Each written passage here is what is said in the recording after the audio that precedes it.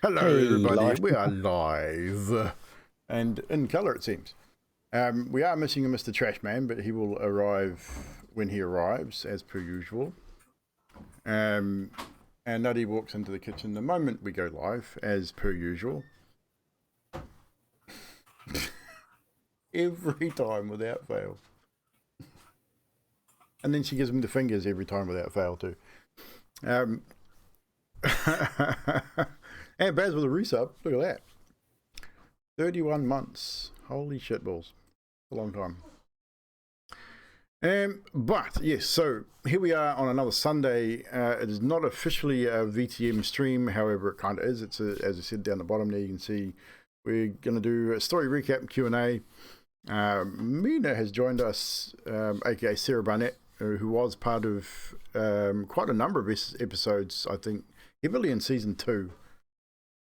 On and off, and a few bits and pieces in season 1 as well, but definitely it was a bit more around a bit more in season 2, not so much in season 3, but behind the scenes definitely.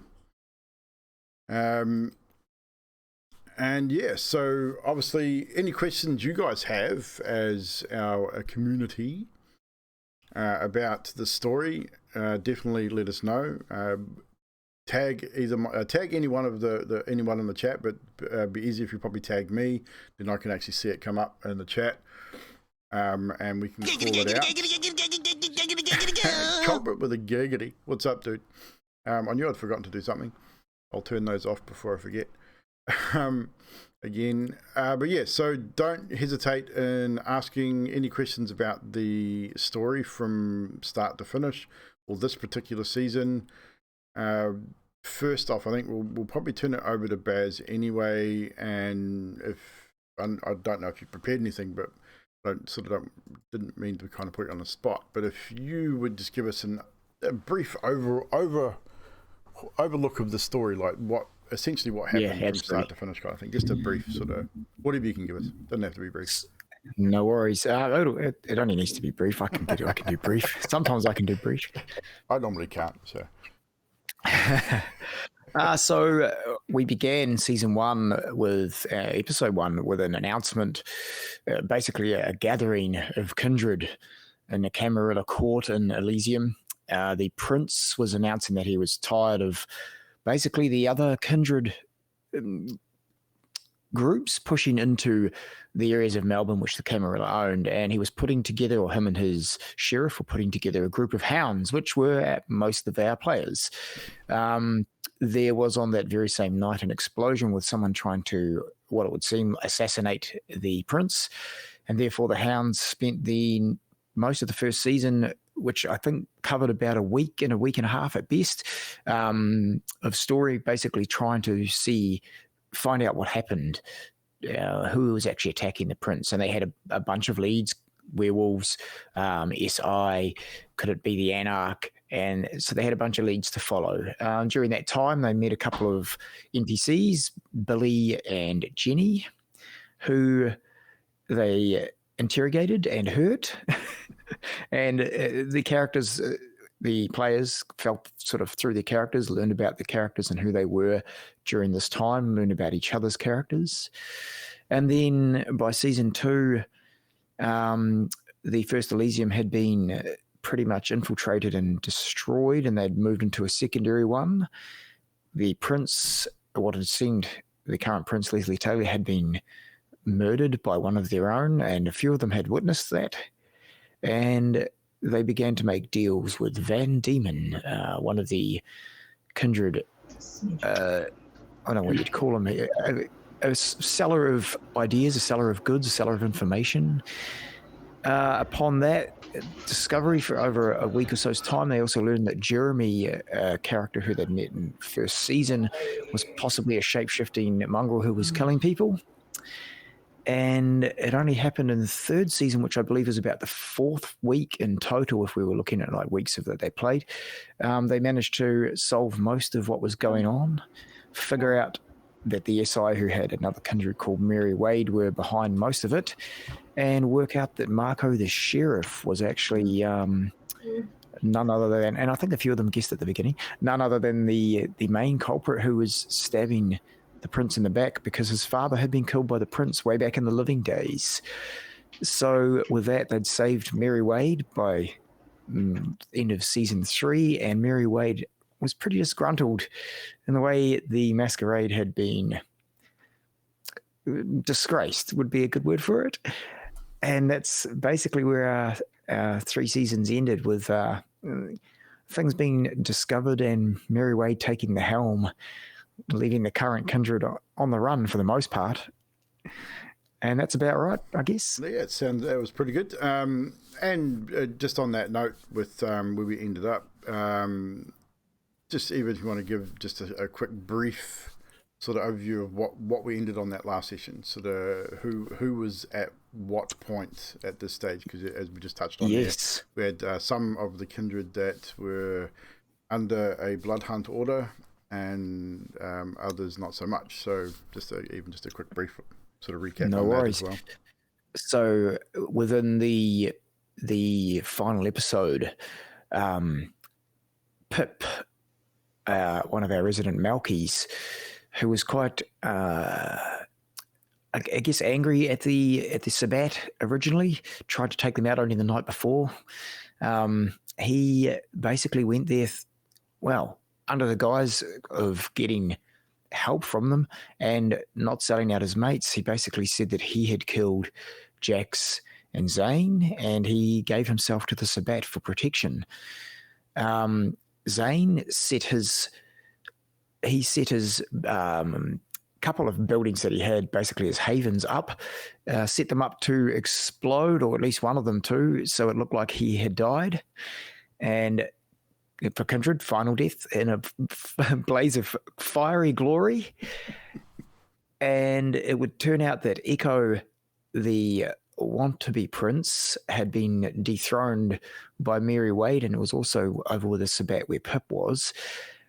Our friend Sarah Barnett, who Mina played, she was behind the scenes, leaving the area, getting out, thinking and knowing now that Prince Taylor was dead. She was on her way to Tassie, but Mary Wade called her and said she was going to be part of her new coterie as she takes over the new prince role. And our friend Jax, who was on a bit of a rampage at first, it seemed he would pretty much go against everything. In the only Bruja way, to be honest, he decided to call it a day and went back to the Camarilla, and I wouldn't say begged for mercy, but basically gave himself upon their mercy and said he pretty much he's Camarilla, and he was pretty much going to repent for his sins against the masquerade.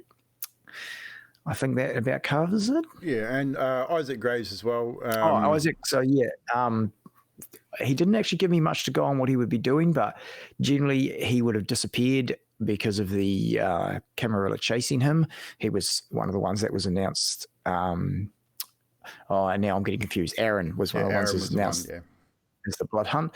And Isaac Graves was, I believe, and I can't even remember what I wrote myself. I think he was part of the coterie as well. Coterie, that's right. So I kind of figured it. Always got the impression that Isaac was heavily Camarilla. He was Camarilla, Tremere Camarilla all the way. Yep. That was the impression I got from him, for sure. So, as far as questions are concerned, essentially what we're probably going to look at doing here is we're going to start with probably questions for the storyteller from the players. So hopefully you guys have thought of some things that you might want to ask our storyteller about not. I mean, it can be specific things. Bear in mind that as we do intend to revisit Melbourne in the World of Darkness at some point in the future. Obviously, it'll be quite some time away. We've got some other things we need to get through, but we definitely will be going back into the World of Darkness at some point, utilizing the world that we have created. That Baz has created, and we've helped him tell the story. And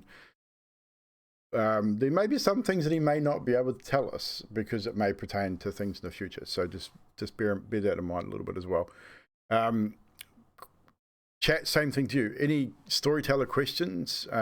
Tag myself at Evldoa in the chat so it highlights it for me so I can read it. and sort of let us know if you've got any questions for Baz as a storyteller.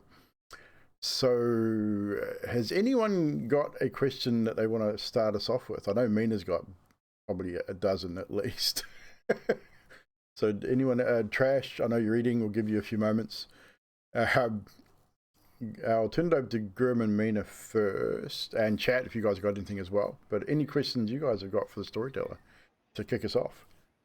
So, I suppose like a fairly open and basic one now that we've sort of finished this this chronicle. Where it ended, when you start a thing, it's hard to know where your players are going to take things, obviously. But did it end up kind of the way you imagined it would, or No, not at all. I had a feeling you might say that. Yeah, you sort of, I don't know, you guys have DM'd D&D and stuff before, and it's sort of like you have a skeleton of a story. So I've got an A4 page, basically, it's just a few ideas, skeleton of the story, roughly what I thought would happen, sort of setting the world up for the players to play in. And I've DM'd long enough to know that a skeleton is all you need, because players take it in so many different places. So yeah, that whole Mary Wade taking over at the end, never planned. it's only planned like the week before or 2 weeks before or something like. It really is seat of your pants stuff. I honestly thought it would end with you guys discovering that Marco was behind it all, and you would just like final battle with him. But it didn't work that way. Actually, to be honest, I didn't think final battle either. I thought some of you might side with him thinking, hey, he was right in what he was doing. And some of you might want to fight him, and it was going to be a discussion with the group. That's the initial idea I had. It was that catch-22 with, he was the bad guy, but he was the bad guy for his reasons, which were kind of noble, kind of. They've been bad guy, matter of perspective in most of the all BBGs. I mean, their opinions are always a matter of perspective. Absolutely. Thank you, Grim, for that question. Did I cover that all right, Grim? Yeah, I think so. I mean, it's hard to say, one way or another. And you're right. You're like, oh, well, they're here, so you start planning for maybe the direction you think they're going in, and then they take a U-turn and they're heading back in the other direction. Yep. I suppose the main framework was based around the Marco, the whole Marco and the Prince thing, but you also had those other sort of things sort of tugging for our attention. And I think the SI one was probably the one we left most alone after the Trap House, because we didn't follow up with I can't even remember his name. Yeah, I can't remember the guy's name either. But it was a weird one, that one, because I think it's just because there were other things happening too at the same time, and we prioritized. I think but you're right though, because I actually thought you guys would follow up the SI more, and Gerald is who you're thinking of. That's it, yeah.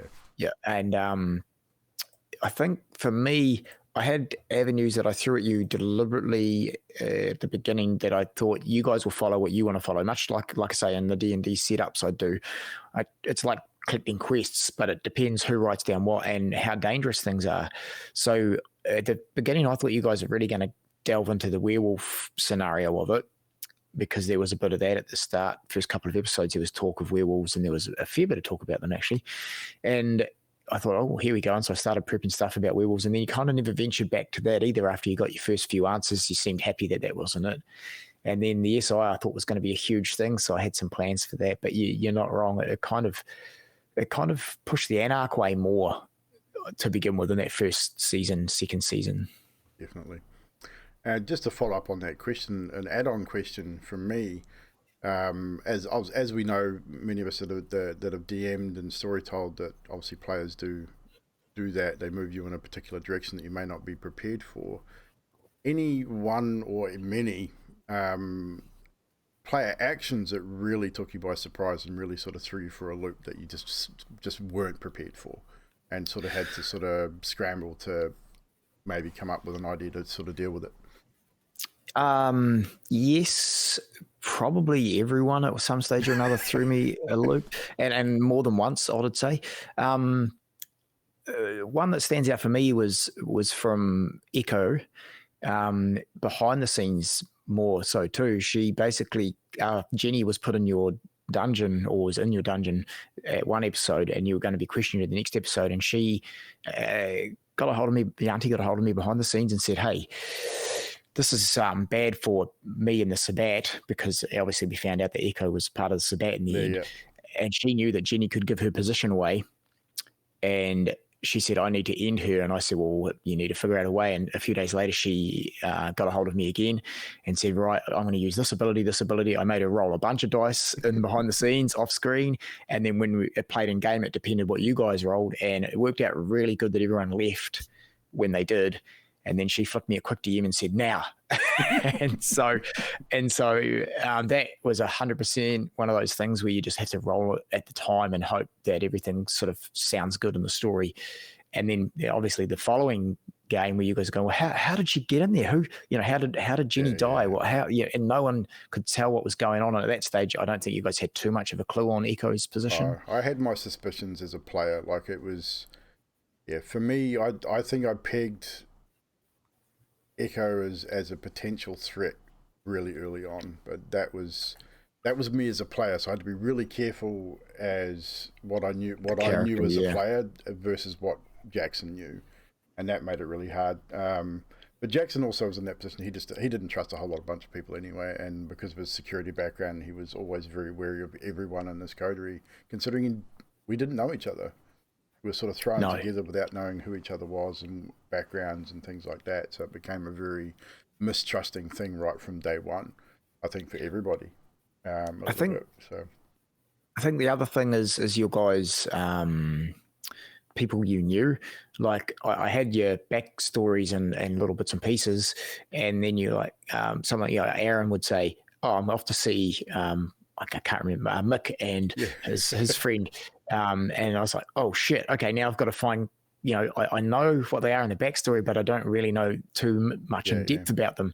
And so I had to quickly come up with personalities for these characters. And Peggy, bless her soul, was another one that honestly, I didn't really have a lot planned for her. It was just, I think we had a discussion just before the game one day, and I said to Echo with you guys in the chat, oh, what is Peggy a bit like? And she said, what was it? Helen Mirren? She goes, oh, think of Helen Mirren. Yeah.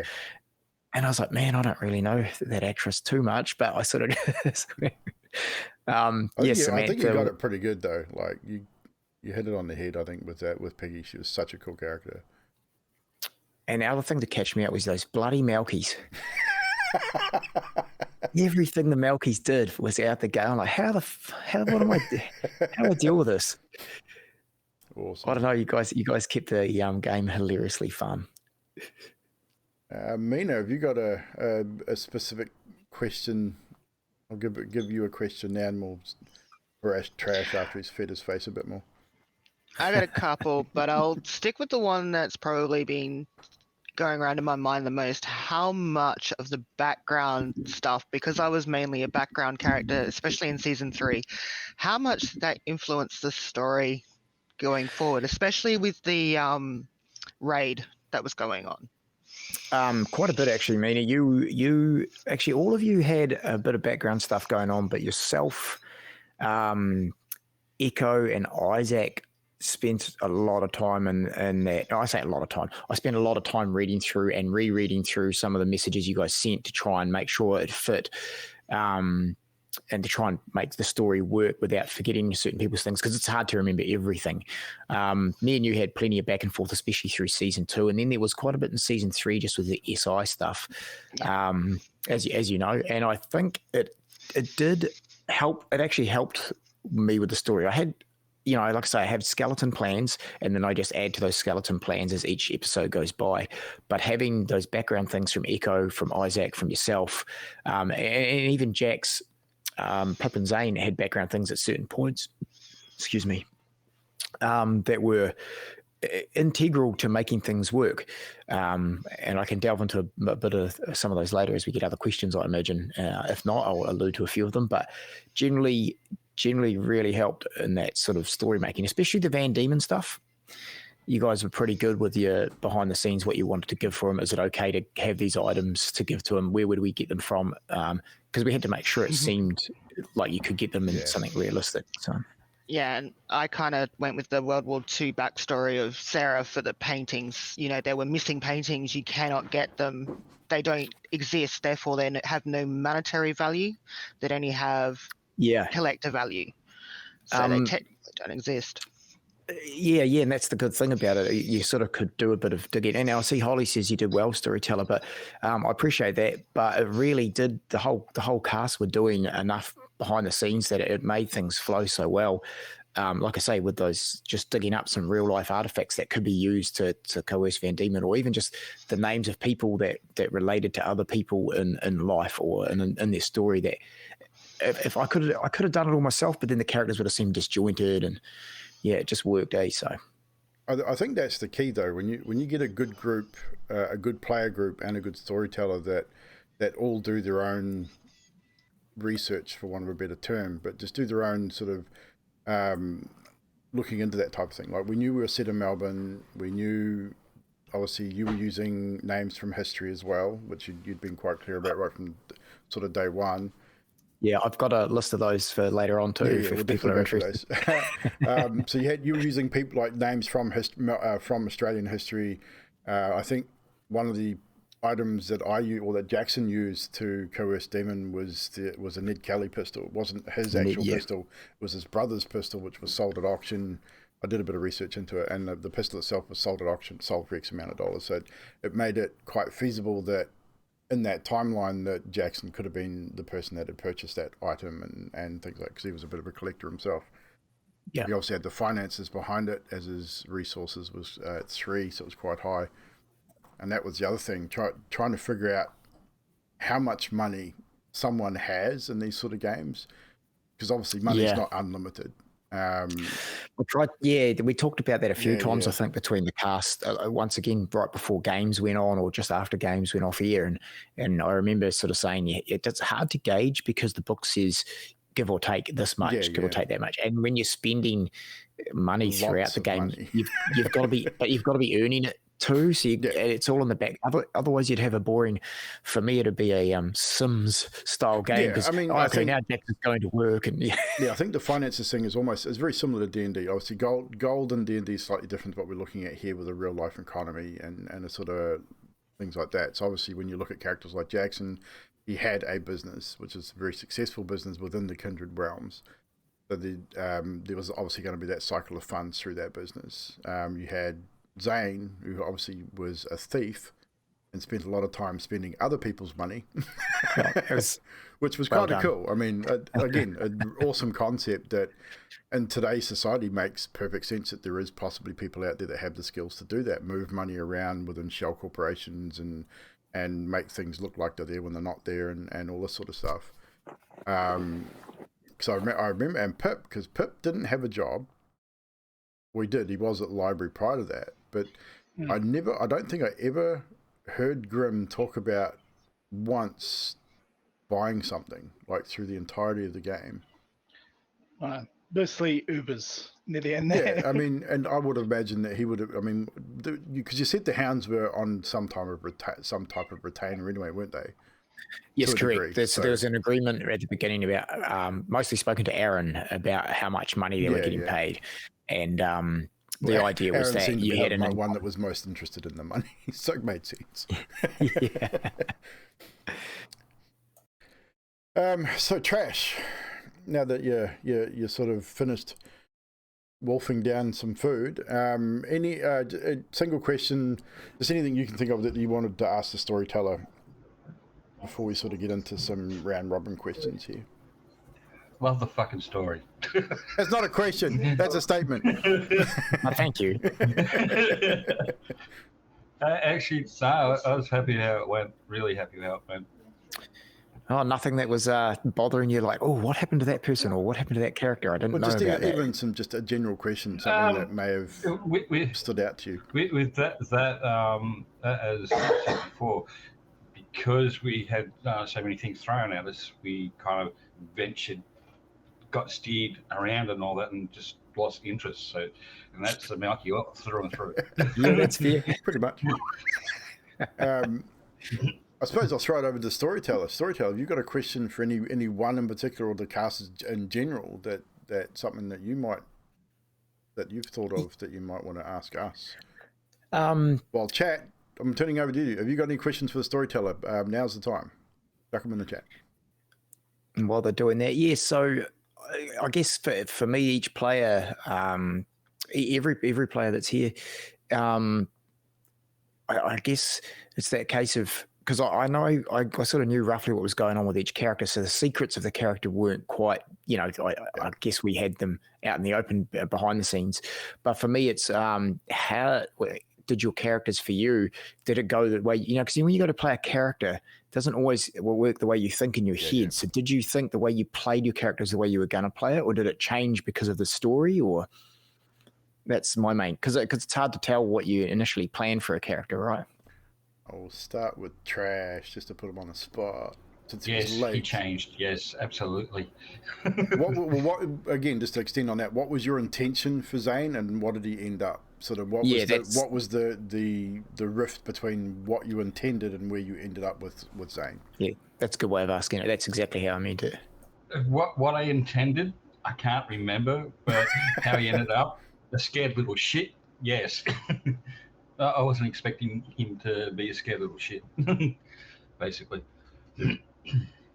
I've gotten no idea what he was going to be. Okay. Grim, same question, sir. Pip definitely started the way I thought he would, and he changed with the story in ways I expected him to, but it still wasn't.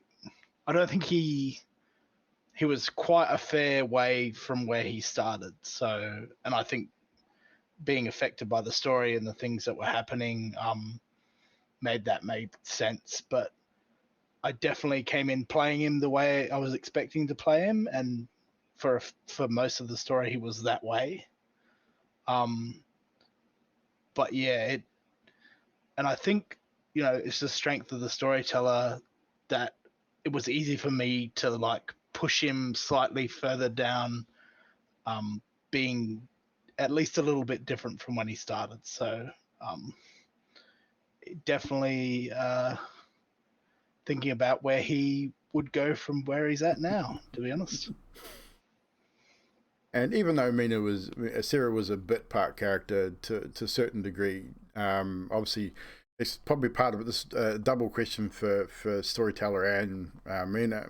Obviously, who approached who to play? I mean, I'm assuming, Baz, you approached Mina to play Sarah, or was it the other way around?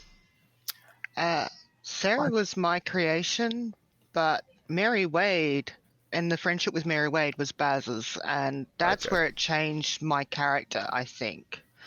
Yeah, we talked about having a bit part, and I think you'd had the character made up pre-hand or something, didn't you? Yeah, from a fevered, sick-induced dream, I had Sarah created from that. Awesome. I love it. So that's how I was really, really sick. You were just about to get started to play, and I had this character come to my head. Oh, awesome.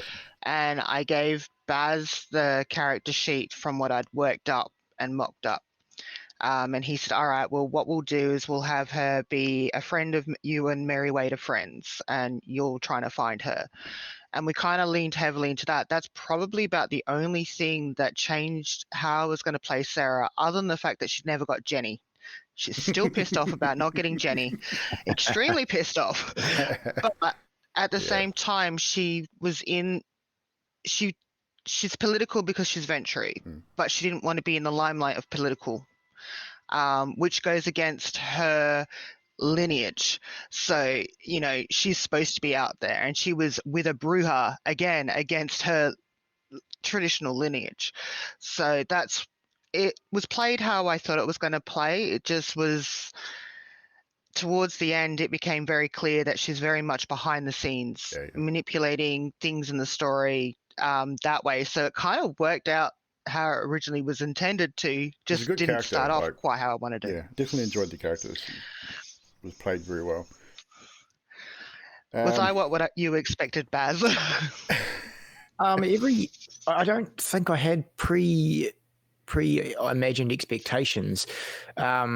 I just like the players to enjoy their character, and you could tell when they enjoy it. And you guys were really deep in your characters, including you, Mina. So it was really good that everyone was invested in it because it worked. It's when you're not invested in it and you're a little bit timid to play the character that sometimes it can take a little while to warm through. But everyone seemed to drop straight in, and I just felt Sarah's character portrayed exactly what she was putting across, and to me, exactly how the backstory pushed it as well. Like what you did as a job behind the scenes worked perfectly. And it came out in your character when you spoke with the other characters as well. Oh, definitely. So. I still remember that first meeting with Sarah, between Sarah and Jax, and yeah, it came across like everything about Sarah. You came across the especially when you yelled at Zane. That was great. Definitely intimidated the crap out of Zane. Scared the living shit out of me. She made up for it. She gave you a tea party. As far as Jackson's concerned, I had an idea. Obviously, the Bruja was probably the easiest choice for me to make as a clan because it really ties into what I'm into, like the heavy metal, the leather jacket wearing, sort of that biker style character. But I also wanted him to be a businessman, so it was kind of trying to find that happy medium between the typical Bruja who was against everything and just a typical sort of go against the grain kind of guy, but someone who wanted to be relatively successful as well. So there's that whole sort of switch between the businessman and that typical Bruja character.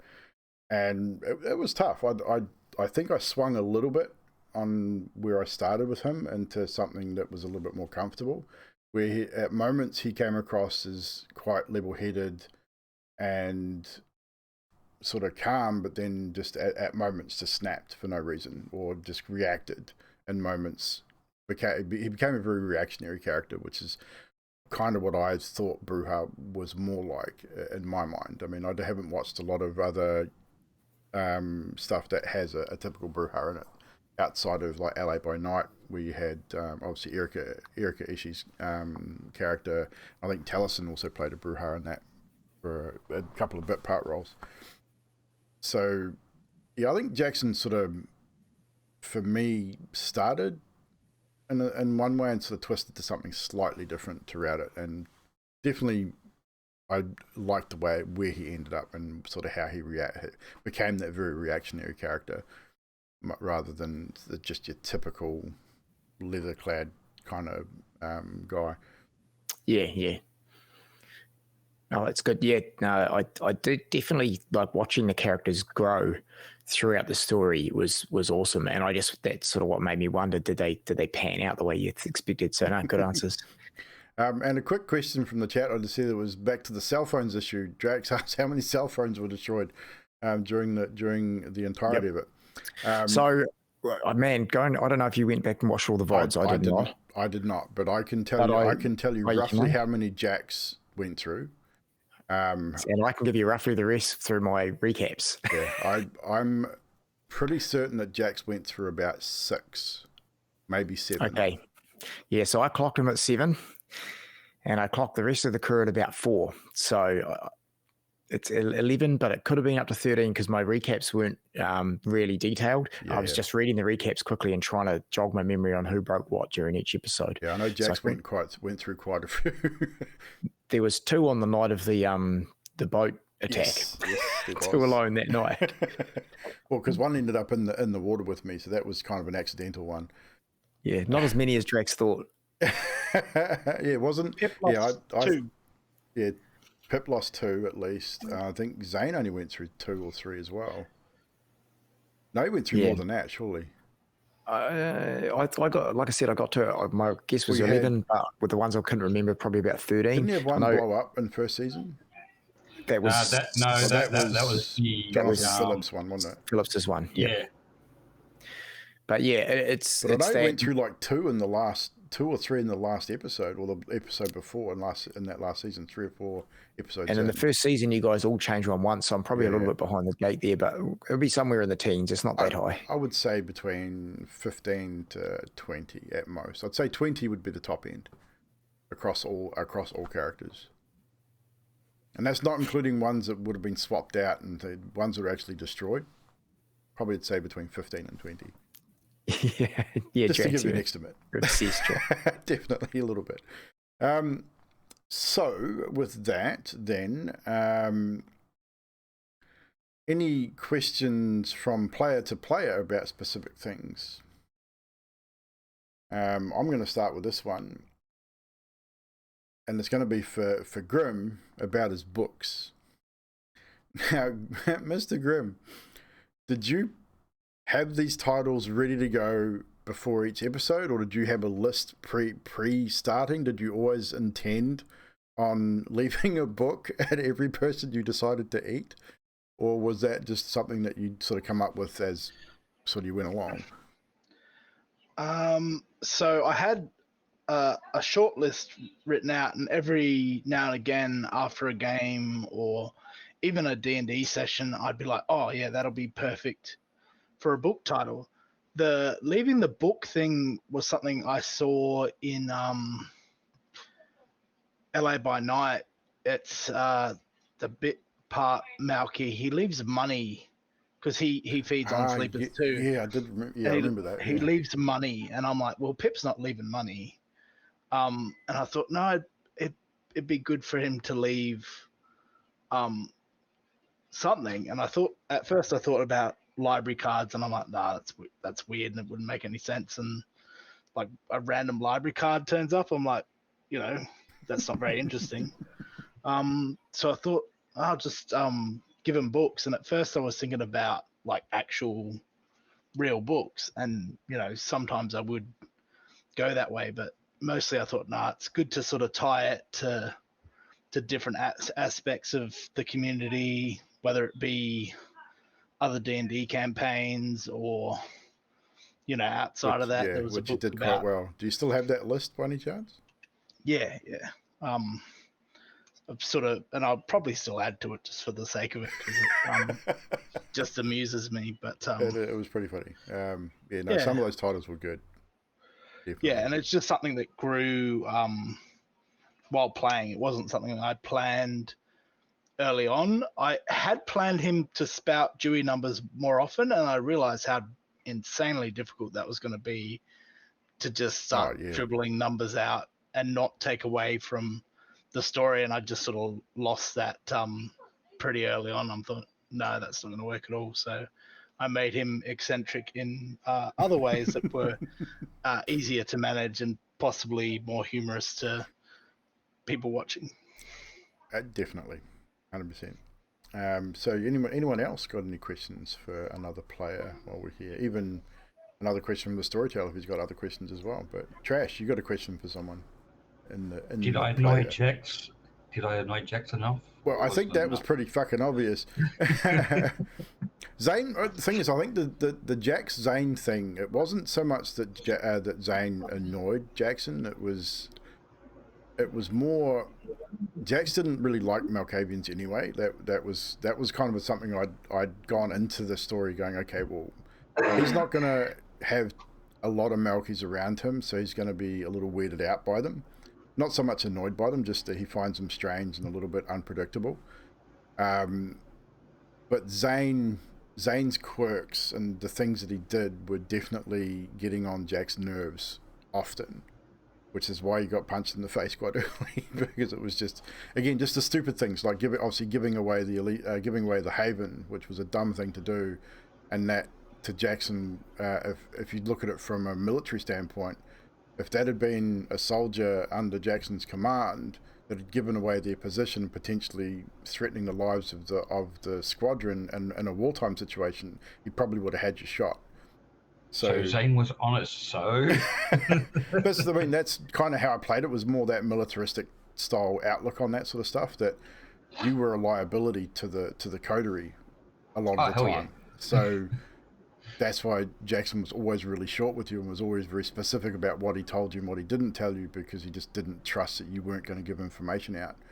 And it really pissed him off. It wasn't so much annoying, it's made him angry a lot of the time. And Brewheart are angry all the time anyway. So it just played into it really well. So yes, he got on Jackson's nerves quite often. Good. I'm glad. Question for Zane then. At what point of the final season did you even decide, like, because I think both Pip and Zane, and to a lesser extent everyone else, we had different options. So you could have gone Sabat, or we could have sided with Marco, or we could have thrown ourselves at the mercy of the Camarilla. Was there a moment in time that made you go, nah, I'm going to go into business for myself and try and get out? Or did you ever think about, maybe this is my best option, like Sabat, Marco, Camarilla? Well, after the betrayal with Marco, and yeah, I think that was the turning point there, where Marco pretty much betrayed Zane, just scared the living crap out of him to the point that, no, I'm not trusting nobody now. So I'd have to say that was the turning point for him. And to follow up on that, because Zane was one of the ones that threw me catch-22s all the time. But at any given point in time when Zane's phone rang, if he wasn't sure about the person on the end, he hung up on them. Now, which is awesome character trait. It was funny in scene. It's actually one of the few ways I was able to get things across to the other characters was to give them a message from one of their relations or one of their background story people. But for Zane, it didn't matter who rung him. He would maybe say a word or two and hang up. Did that leave you thinking, shit, I actually really wonder what they had to say? Or were you just like, nah, I'm done? No, I'm done.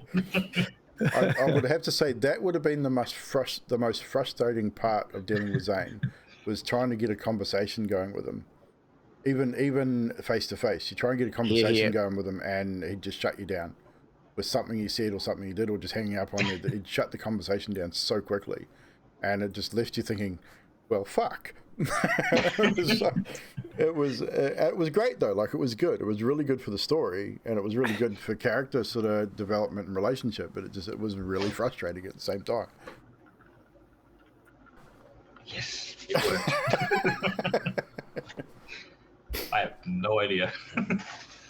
All right, I have one for the two Malkies. You both had very different approaches on how you did the whole Malky situation.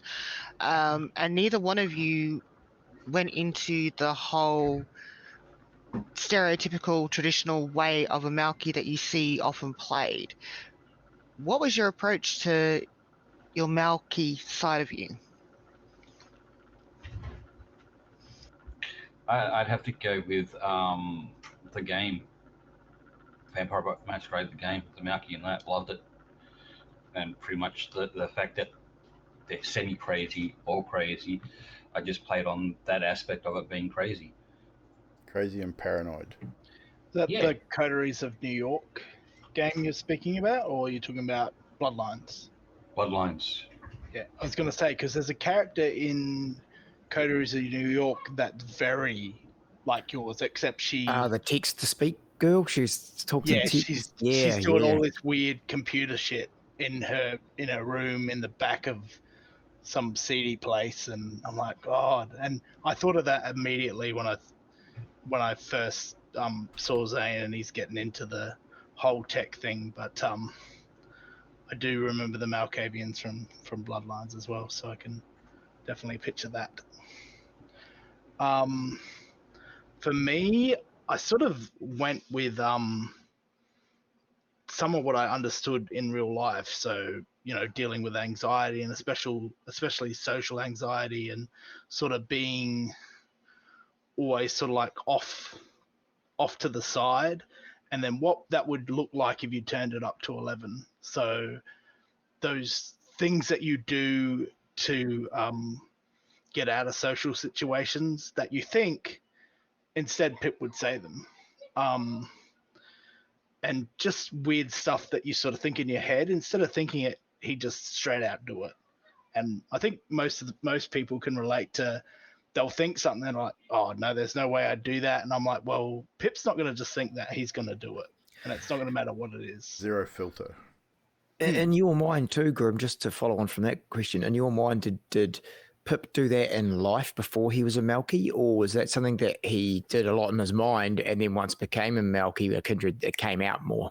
Exactly, because in life, he wouldn't have wanted to stand out, and he would have been worried about that, and he wanted to be nondescript, and he wanted to get by without anyone sort of paying attention to them, because then you've got to put effort in. But sort of as part of that transformation into kindred, I felt that maybe he can't hold on to that quite as well as he used to, and part of that would be the powers he has, and that's one of the things they say about the Malkavians. It sort of affects them because there's part of them that knows a bit more than the rest of the kindred, and that sort of eats away at their sense of self in the present. And I thought maybe that would affect those bouts of anxiety and sort of lead him to just almost be honest about how he felt about the world. And sometimes that came out in weird ways. And I still remember that time where we're talking about journalists, and he's like, I can't even remember, like journalism where creativity goes to die or something. Something like that, yeah. And Echo's like, I used to be a journalist, and I said, I did too. And that's why I could say. Just like, oh. I suppose.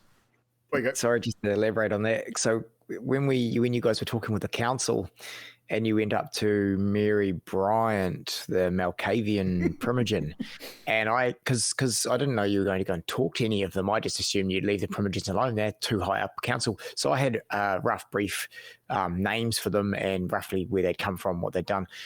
And you're like, oh, let's go and talk to the Malkavian Primogen. I was like, oh shit. I had no idea of what her Malky trait was going to be. And so for those of you who are wondering, Mary Bryant, the name is actually from original people who were dropped in Australia as criminals back in the day. She was, the name of her was from a thief or a highwayman.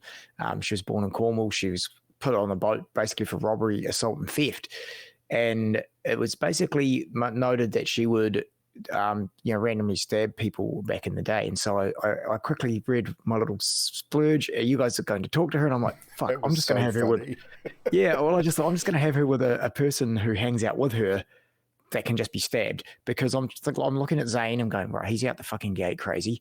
I'm looking at Pip and I'm like, he's out the fucking gate crazy. So she has to be out the gate crazier to be the Primogen, surely. And so just the initial thing that come to mind was like, righto, she's just going to stab someone just like her real life person would have done and then give people a go at it. And I thought that works. And I really, at that point, understood how tough it was to play a Malky throughout the whole season. And I was like, you've got to be on your toes thinking about the craziest thing you're going to do next.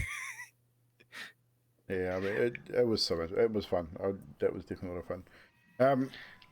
Now, what was I going to say? I forget. It'll come to me. So Holly says, I love how much each person contributed to from their own life experience. Just to touch on that just quickly, I think as a role player, we tend to put a bit of ourselves in every character we play anyway. Facets of our characters come from things we know, things we've read, our own personalities, our own experiences, and things like that anyway. So it's kind of just, I think, I know I do. I always put something of myself in every character I play generally. Obviously, there are those complete opposite characters that you can get as well, where they're absolutely nothing like you, and it makes it really hard to play. But for the most part, I think we all put a little bit of ourselves in each character. Just like Yanks. Yeah, he's an asshole. Totally different for my outlook and attitude. Yeah, normally you don't say anything, so. But no, that's kind of like Zane, because he doesn't say a whole lot. When he does, he's a cunt. So. But anyway, that's what I was going to ask. So since you mentioned the Primogen, the Malkavian Primogen, and that was obviously related in history from the Australian history. So let's jump on that for a bit. Now, a lot of the characters, a lot of the NPCs that came up in Vampires of Melbourne were names from history. Billy Zane. Yes. Yep. Obviously, the Malkavian Primogen. We had, I know the Scourge was a guy from history. His story was brilliant. I thought that was awesome. So I suppose you want to give us a little bit of a history lesson and let us know who these, what the character they played in the game and then who they were in real life. Yep, I'll give you a light edition because I could be here all night. First and foremost, Billy was the first one I came up with because he had to be there from episode 1. And I just looked up, I wanted someone who was a sniper who could work from the background, and I just typed in Australian well-known snipers, and I think we talked about it a couple of weeks after we came up with this. He was actually in the news. It was like a must have been like an anniversary of whatever he was a part of at the time, and it's been a while since I've read it, but I think a couple of you had sort of heard about him or knew about him from something. Mina, I think you did, eh? So he was my first. And then after that, I thought, you know what, I'm going to do a whole heap of that. So what we have is the Primogen Council were all basically historic people. So the Bruja Primogen, who was an older woman, Esther Abraham, she led the Rum Rebellion in life. And same thing, she came across on the boat, but then by that time, they let them sort of back into the community in Australia. So she ended up being the wife of the acting governor of Sydney in the late 1700s, but led the Rum Rebellion. So, awesome. William Bland, who was the Ventru Primogen, he was a naval surgeon who was jailed and sent over on the first boat to Oz for killing a man in a duel. But once he got to Oz, he became a medical practitioner and a politician. So they are all criminals. And you met both of those. The Gangrel Primogen only got like a mention, and his name was Daniel Connor, and he used to steal ships, but later became a merchant before he became a kindred in our game. We went over Mary Bryant, the Malkavian. The Nosferatu, who no one spoke to, was Anne-Marie Dawley, and there was limited information on her, but she was another one, another female on the criminal boat sent over, and I don't have much on her at all there. I had a La Sombra, but I've got no information on him either. Vincent James was the Toreador, and he was, once again, another early Australian who has minimal mention other than he did a lot of architectural items. But the Tremere, obviously I spent a bit of time on ones you guys used. So the Tremere, Bobby Stigwood was his name, and he was a rock producer in the 70s and 80s. He was an English American originally, and he was then Australian as a rock producer. So there you go. He's someone a bit newer from the didn't come over on the criminal boat. I had one for the Setites, didn't really touch on him, so he didn't get a backstory. And pretty much that was it for the Primogen Council. Mary Wade, she was an extremely old woman, lived to be in her 80s, but did come in off the first criminal boat again, and she loved children. She was a very children strong person. She was always looking after the local kids and that, and according to her backstory, was a loved person in Australia back in the day. So not sure what her criminal activity was. It doesn't touch too much on that, or I didn't follow too much on it. George Barrington was the Bruja Justicar, and he was a pickpocket in real life. I took a lot from those early boats. I thought it was the best way to do it. It made sense. I mean, Kindred had been around for a while, and why not? Yeah, the Malky Justicar you guys didn't meet, but had you, it would have been his name was Calland. That's all he would have introduced himself as, which Calland John would have been his name, and that's the real name of Michael Hutchins. Nice. And the reason why he was a Malky, because I read that in life, Michael Hutchins couldn't smell or taste anything. And he went from serenity to aggression in a real quick split. Like that was his life thing. He had issues in life. And I thought that would make for a really crazy Malky if you guys ever spoke with him. And if I'm getting any of this information wrong, I got it off the internet and I do apologize because the internet isn't always perfect. And the Nosferatu, Justicar, whom you didn't meet either. He was Victor Conway, but known as Conway Savage, another. And I believe, I haven't got much information on him, but I believe he was another Australian. Could have been another music one. I went with a few music ones once I ran out of boat people. And the last one, the Toreador, which you guys did meet in brief passing. I think someone mentioned him or sent him somewhere. He was called Ronald Belford. For those of you who don't know, that's Bon Scott, the original ACD singer. Yeah, I knew that one. Yeah. Thank you, wife. She just gave me a cup of tea. No, good, thanks. The Scourge. Oh, actually, I missed one. The Keeper of Elysium. He was an old Australian. Yep, William Chopin was an old Australian chemist and abortionist who was jailed for his unsanctioned abortions and mercy killings. Yeah, I thought he was pretty cool backstory. And yes, for final, the Scourge. He was the worst of the worst. Sent to Australia basically for murder. Actually, originally it was for stealing shoes that he was sent to Australia for, which we giving us some on. backstory during the game about him. Yep, it was cool.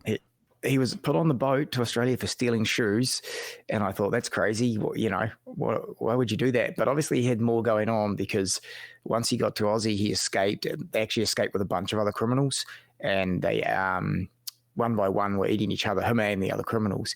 And then they caught him again. He told his story and no one believed him. He thought he was just telling porkies so that they could all go and hide. And so when he escaped again and did the same thing again, they actually found pieces of human meat in one of his pockets. And that's, I think, something I said earlier in the game when you guys had spoken to him. Basically, he said, human flesh tastes the best or something.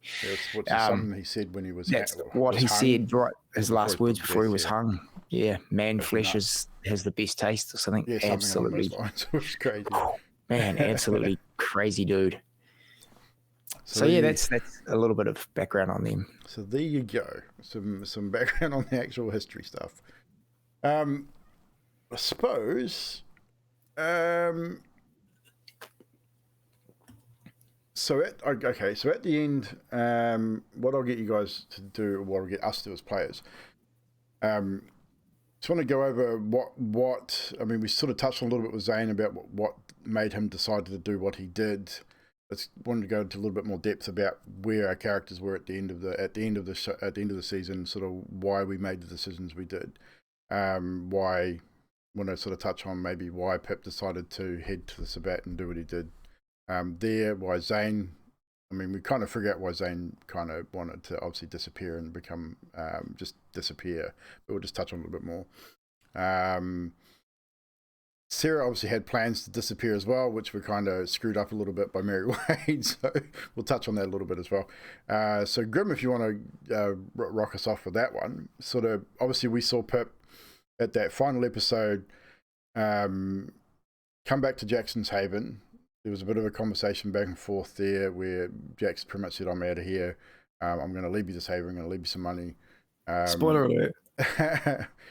For those who haven't seen it, spoiler alert. Obviously that part there. And then sort of what was going through Pip's mind, and he'd already made up his mind he was going to do what he did at that point, I guess. Sort of where was Pip at, and sort of what pushed that decision and the reasons behind it. So sort of stems back to the episode before where he was trying to work out where he fit in everything and whether it meant anything to him. And that sort of pushed his thoughts back to Louisa Ashton, his sire, which is why he sort of props himself up to have that vision to see where she is, with the idea that he would try and take her out. So he obviously tries to do that, and it goes tits up because he's got, like, that's just not something he does. Like, he's not strong, he's not good with weapons, and he sort of went in there with a goal that he had no idea of how to accomplish, and sort of regrouping back at Jackson's haven and sort of thinking about it, he still knew that the Sabbat were a problem, and that one way or another they were going to cause problems for him, but also Jackson and Zane, and then he remembered his father, and he was thinking about how his father had always told him that knowledge was power, and he's like, well, if I'm going to stop the Sabbat from being a problem for my friends, if I go there, not only, sort of throw my lot in with them in some way, but also claim that the two of you are dead at my hands, and then I can learn what I need to learn and hopefully get out with my life. But he's not sure that's going to happen, which is kind of why he wrote that letter to Jax, because part of him knows that the likelihood of him making it out of that the way he went in is pretty slim. And part of that leaned into his sense of self-worth and his place in the world. And, he blames Louisa Ashton for taking what he could have been, but he never went after anything.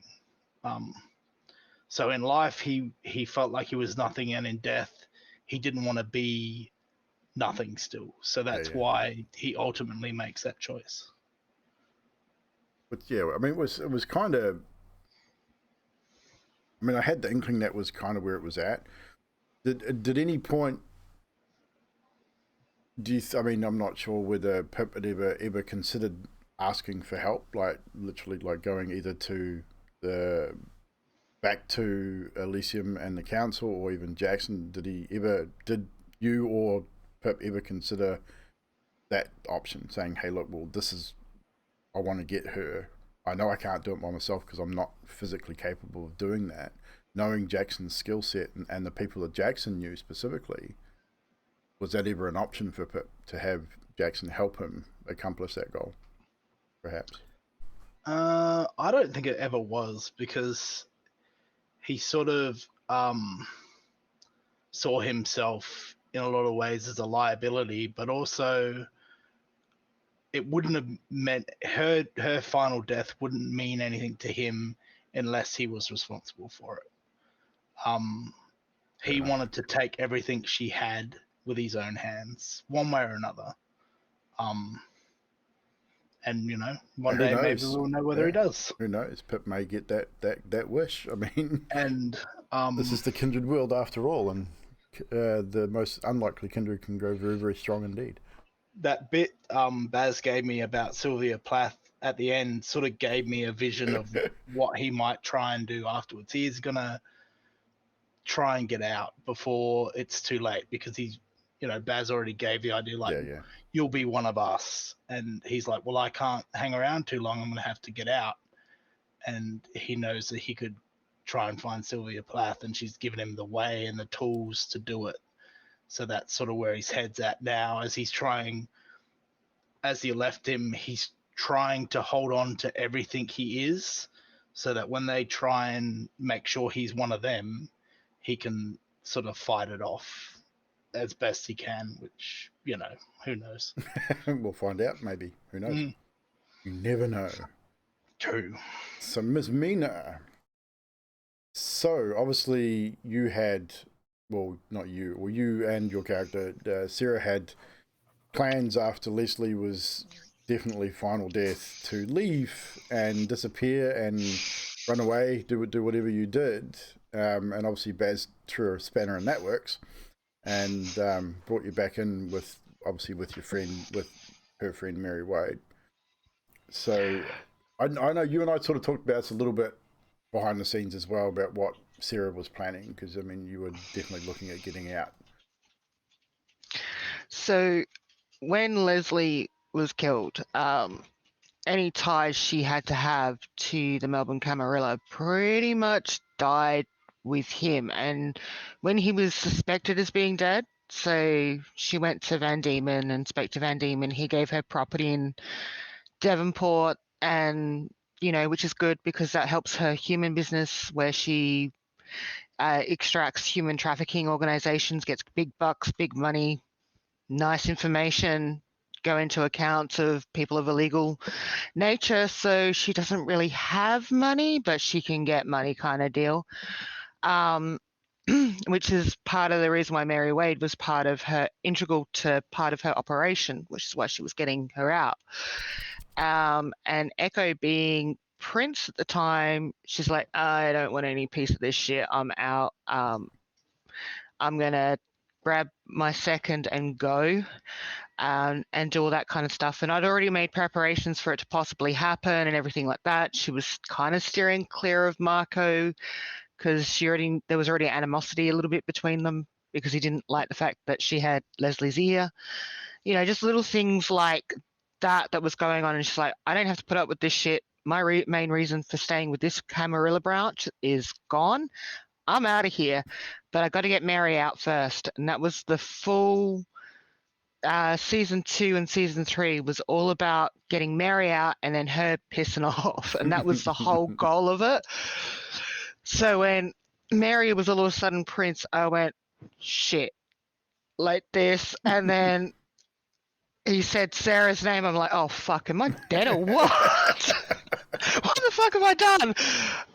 And then part of the coda, and I went, oh, double fuck. She can't even be in the shadows anymore. That whole her, power behind the shadows, which is what Sarah was. That whole having power but not being in the front line, doing it from behind the scenes because that was where the most power was held. Which is why she asked Van Diemen about puppets and things like that, because that's sort of what she'd been doing, but not completely. If you kind of get where I'm going, it's offering that kind of thing. And like I understand, like I said to Baz, I understand why Sarah was pulled back, friend, and the fact that she had influence over Ventru and because of everything, but because Van Diemen's also in there as well because he has over Nosferatu. So you're sitting there going, yeah, I will say she pulled you back to her coterie. It doesn't mean you have to be in the open. You would be definitely kept behind the scenes still because she would use you for your abilities, just so you're aware. But that whole, she's a bit further up the ladder than where she really quite wants to be. She wants to be just that rung below because that gives her more freedom. Because difference is Sarah actually wants to utilize and still have the Thin Bloods. She kind of is of that opinion that they need to be utilized because they have an ability that we don't. And if we disregard them, then that's how we die.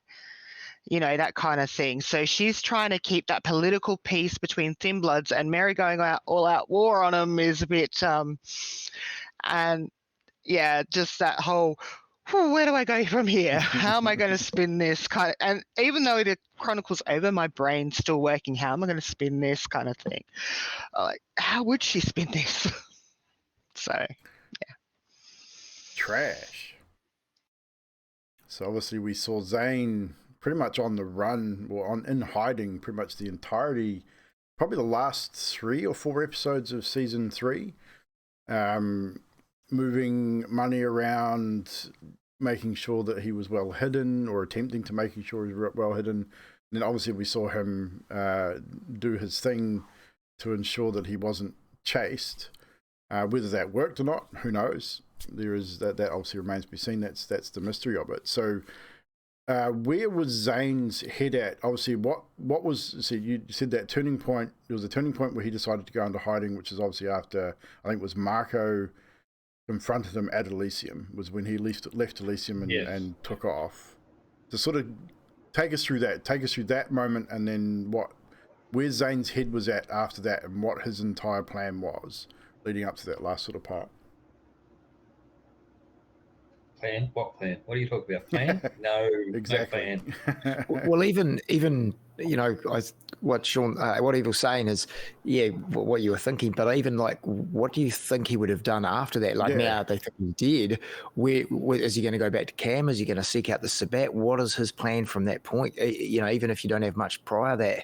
Well, that's the thing. I mean, do they think he's dead? That's I think that's the biggest question. That's the biggest unknown, because obviously the storyteller might know the answer to that, and if he decides to use it later, like use the character again in a later chronicle, I mean, does Zane fully believe that his plan worked? That's probably the biggest question there.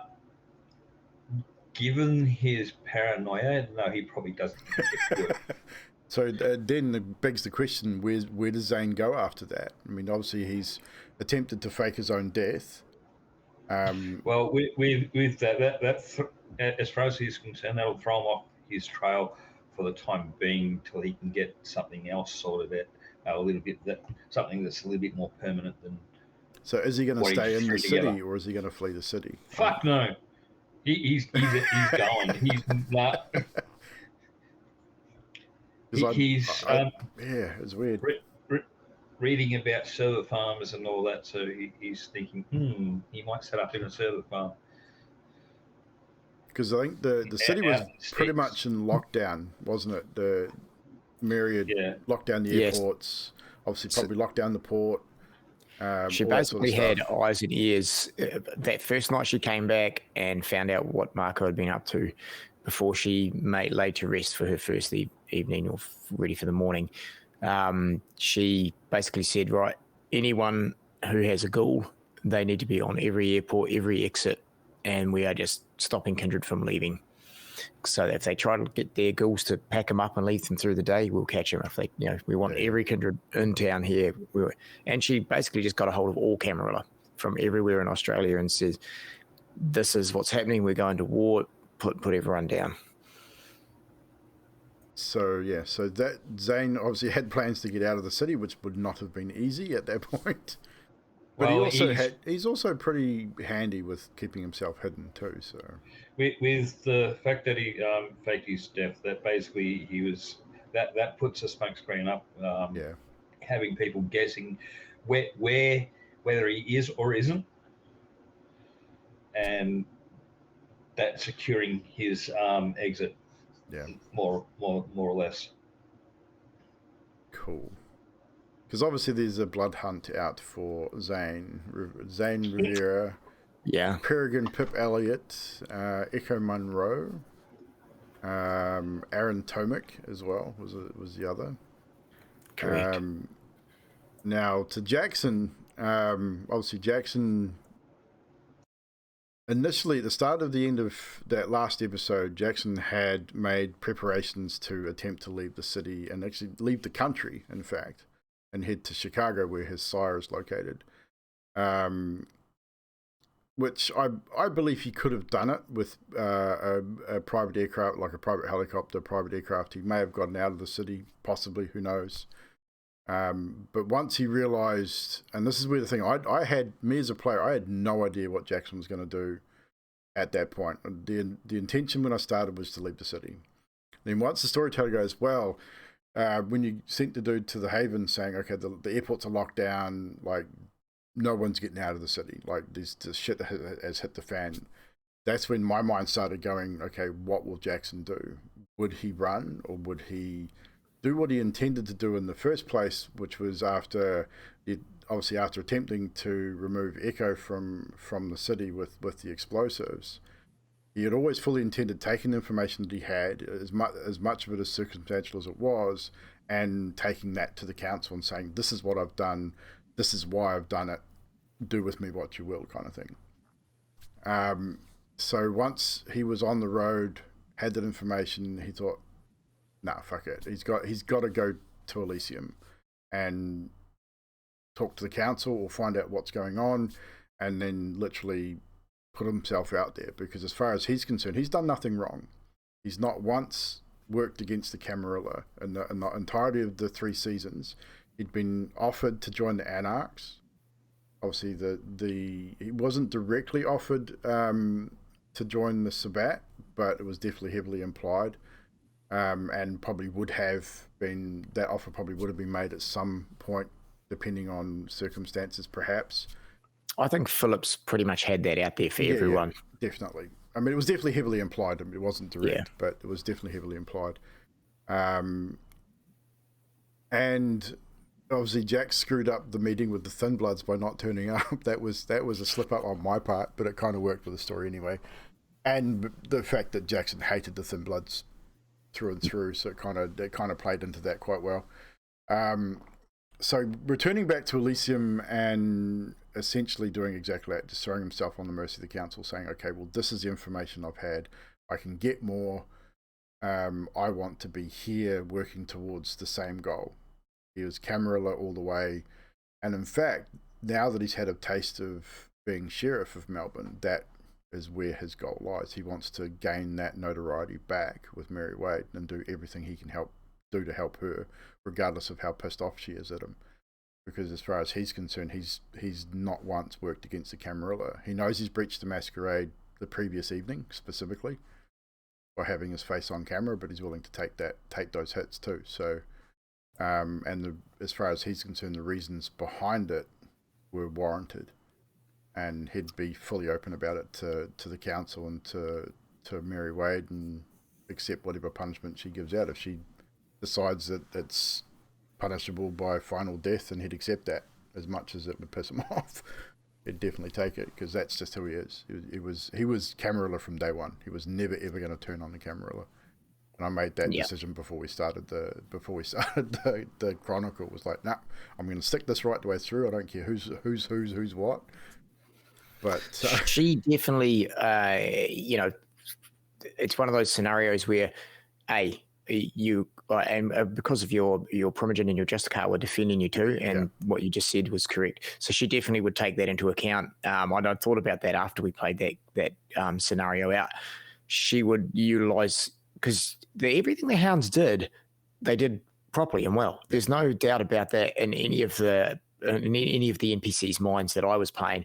They were like, these hounds are actually doing a good job. Over a matter of a few nights, they were solving things that, the inner workings of the council hadn't been able to solve. Marco had done a good job at covering himself up, but you guys were picking up on it. Marco had really done a good job of sort of throwing you guys off, but you were managing to get back onto his trail every sort of chance you got. And so she's aware of that, and she will definitely... There would be forgiveness. It would just be hard-earned, because, like you said, you only broke the masquerade, which is still, she's old school. So for her, that's a major no-no. But the punishment would fit the crime. Breaking the masquerade, you'd be set at a level for a certain amount of time. But then she wants to utilize what you know to hunt the ones who have been blood hunted to, and that's her major thing. And on that note, just to bring that up, about the only person in the Hound's coterie that he would struggle to do that with would be Pip, because I think Jackson and Pip built a little bit of a connection towards the end of season 3, as much as it wasn't like a huge brotherhood, like that huge camaraderie, but there was something he saw in Pip towards the end. Just the few conversations they had, as brief as they were, and as cryptic as some of them were as well, and just the randomness of it. I think Jackson he saw something in Pip that made him. And I think it was just his humanity. I think that probably would have been more than anything, is the connection that Pip still had with his humanity, which Jackson's kind of lost a little bit, because Jackson's a lower humanity than the rest of the coterie. So being Bruhari's, his humanity was, I think, the lowest out of the whole group. May or may not have been. Echo's might have been a little bit lower. I feel like Echo might have been lower, but you guys was humanity 5. Let me just have a quick check here. I mean, she may have, because she went. Oh no, she was the same as you. She went down 1 because of one of the acts she did during. But So so that's kind of where Jax was at, which is why he made that decision in the end to go back to Elysium and sort of face the music, because he kind of figured that he hasn't really done anything major wrong, and he knows he can help. In that respect, but he also still, not knowing whether Echo made it out of that explosion alive or not, is really playing on his mind as well. That was the other reason, because he really wants Echo dead. I mean, that was once he knew she was definitely Sabat. Even though that evidence is probably never going to come to light, because Marco had it, he didn't actually get the recording. He did get the recording through Nathan. Nathan was working for him. Yeah, that's what I mean. Like he heard it, but he didn't get it physically, is what I'm saying.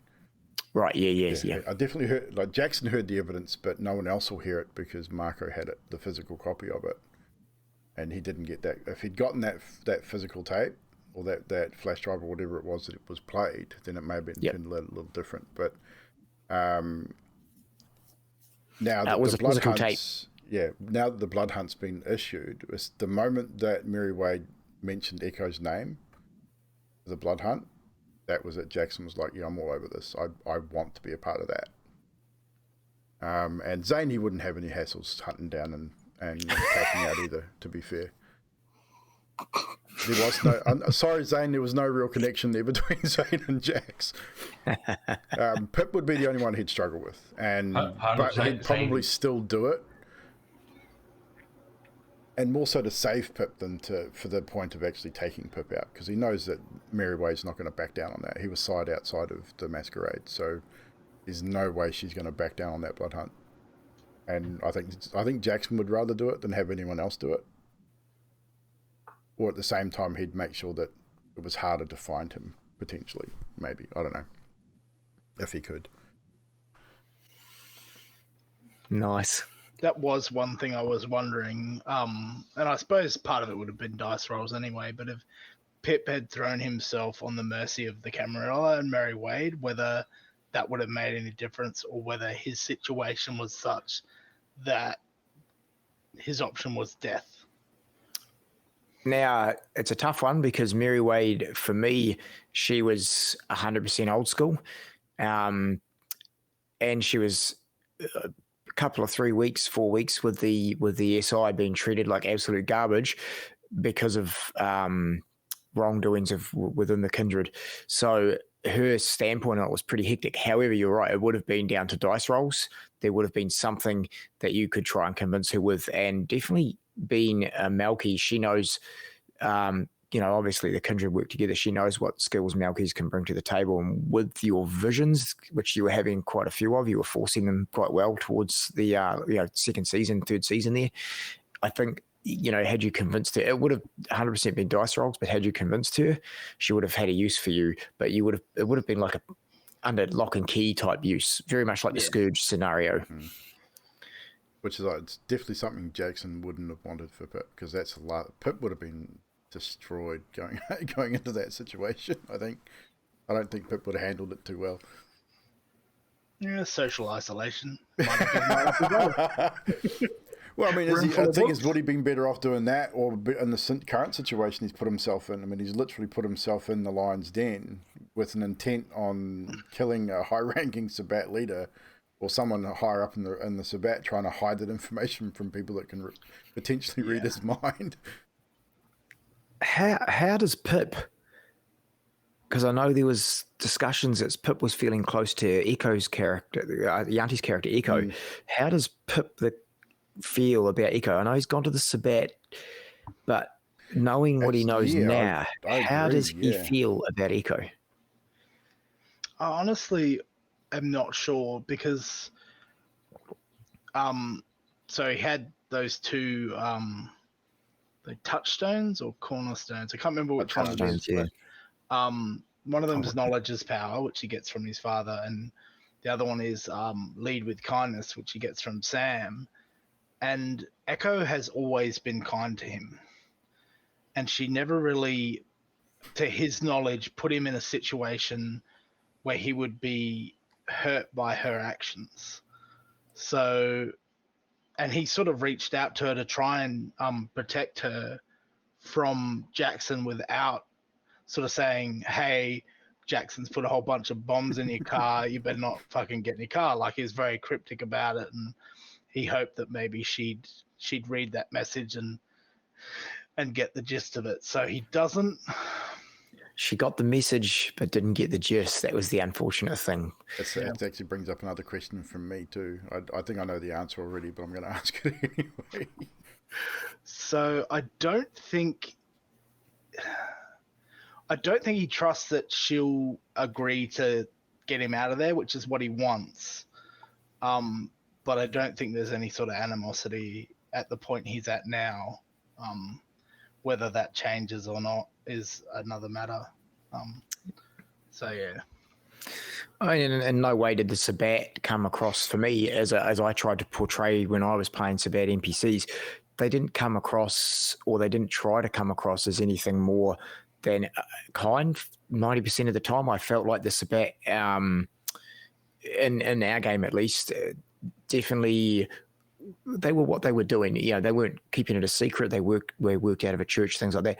But they were always 90% of the time polite and kind.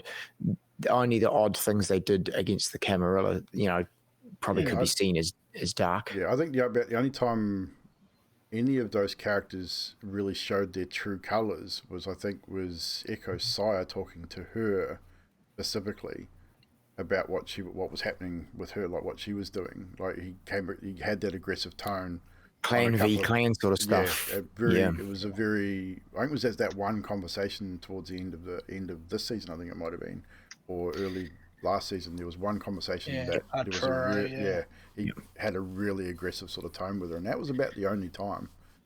I think the thing with that is, if you put the shoe on the other foot of any of the clans, if there was an Anarch conversation or a Camarilla conversation, it would have gone much the same, because they were infiltrating another organization. So from a standpoint, for me, it could have been any clan talking that way about another clan. If, that's how I saw it. Yeah. It was just sort of pointing at that moment as being the only moment it really there was any kind of aggression that came through. I mean, Jonathan Phillips was polite. He was articulate right the way through.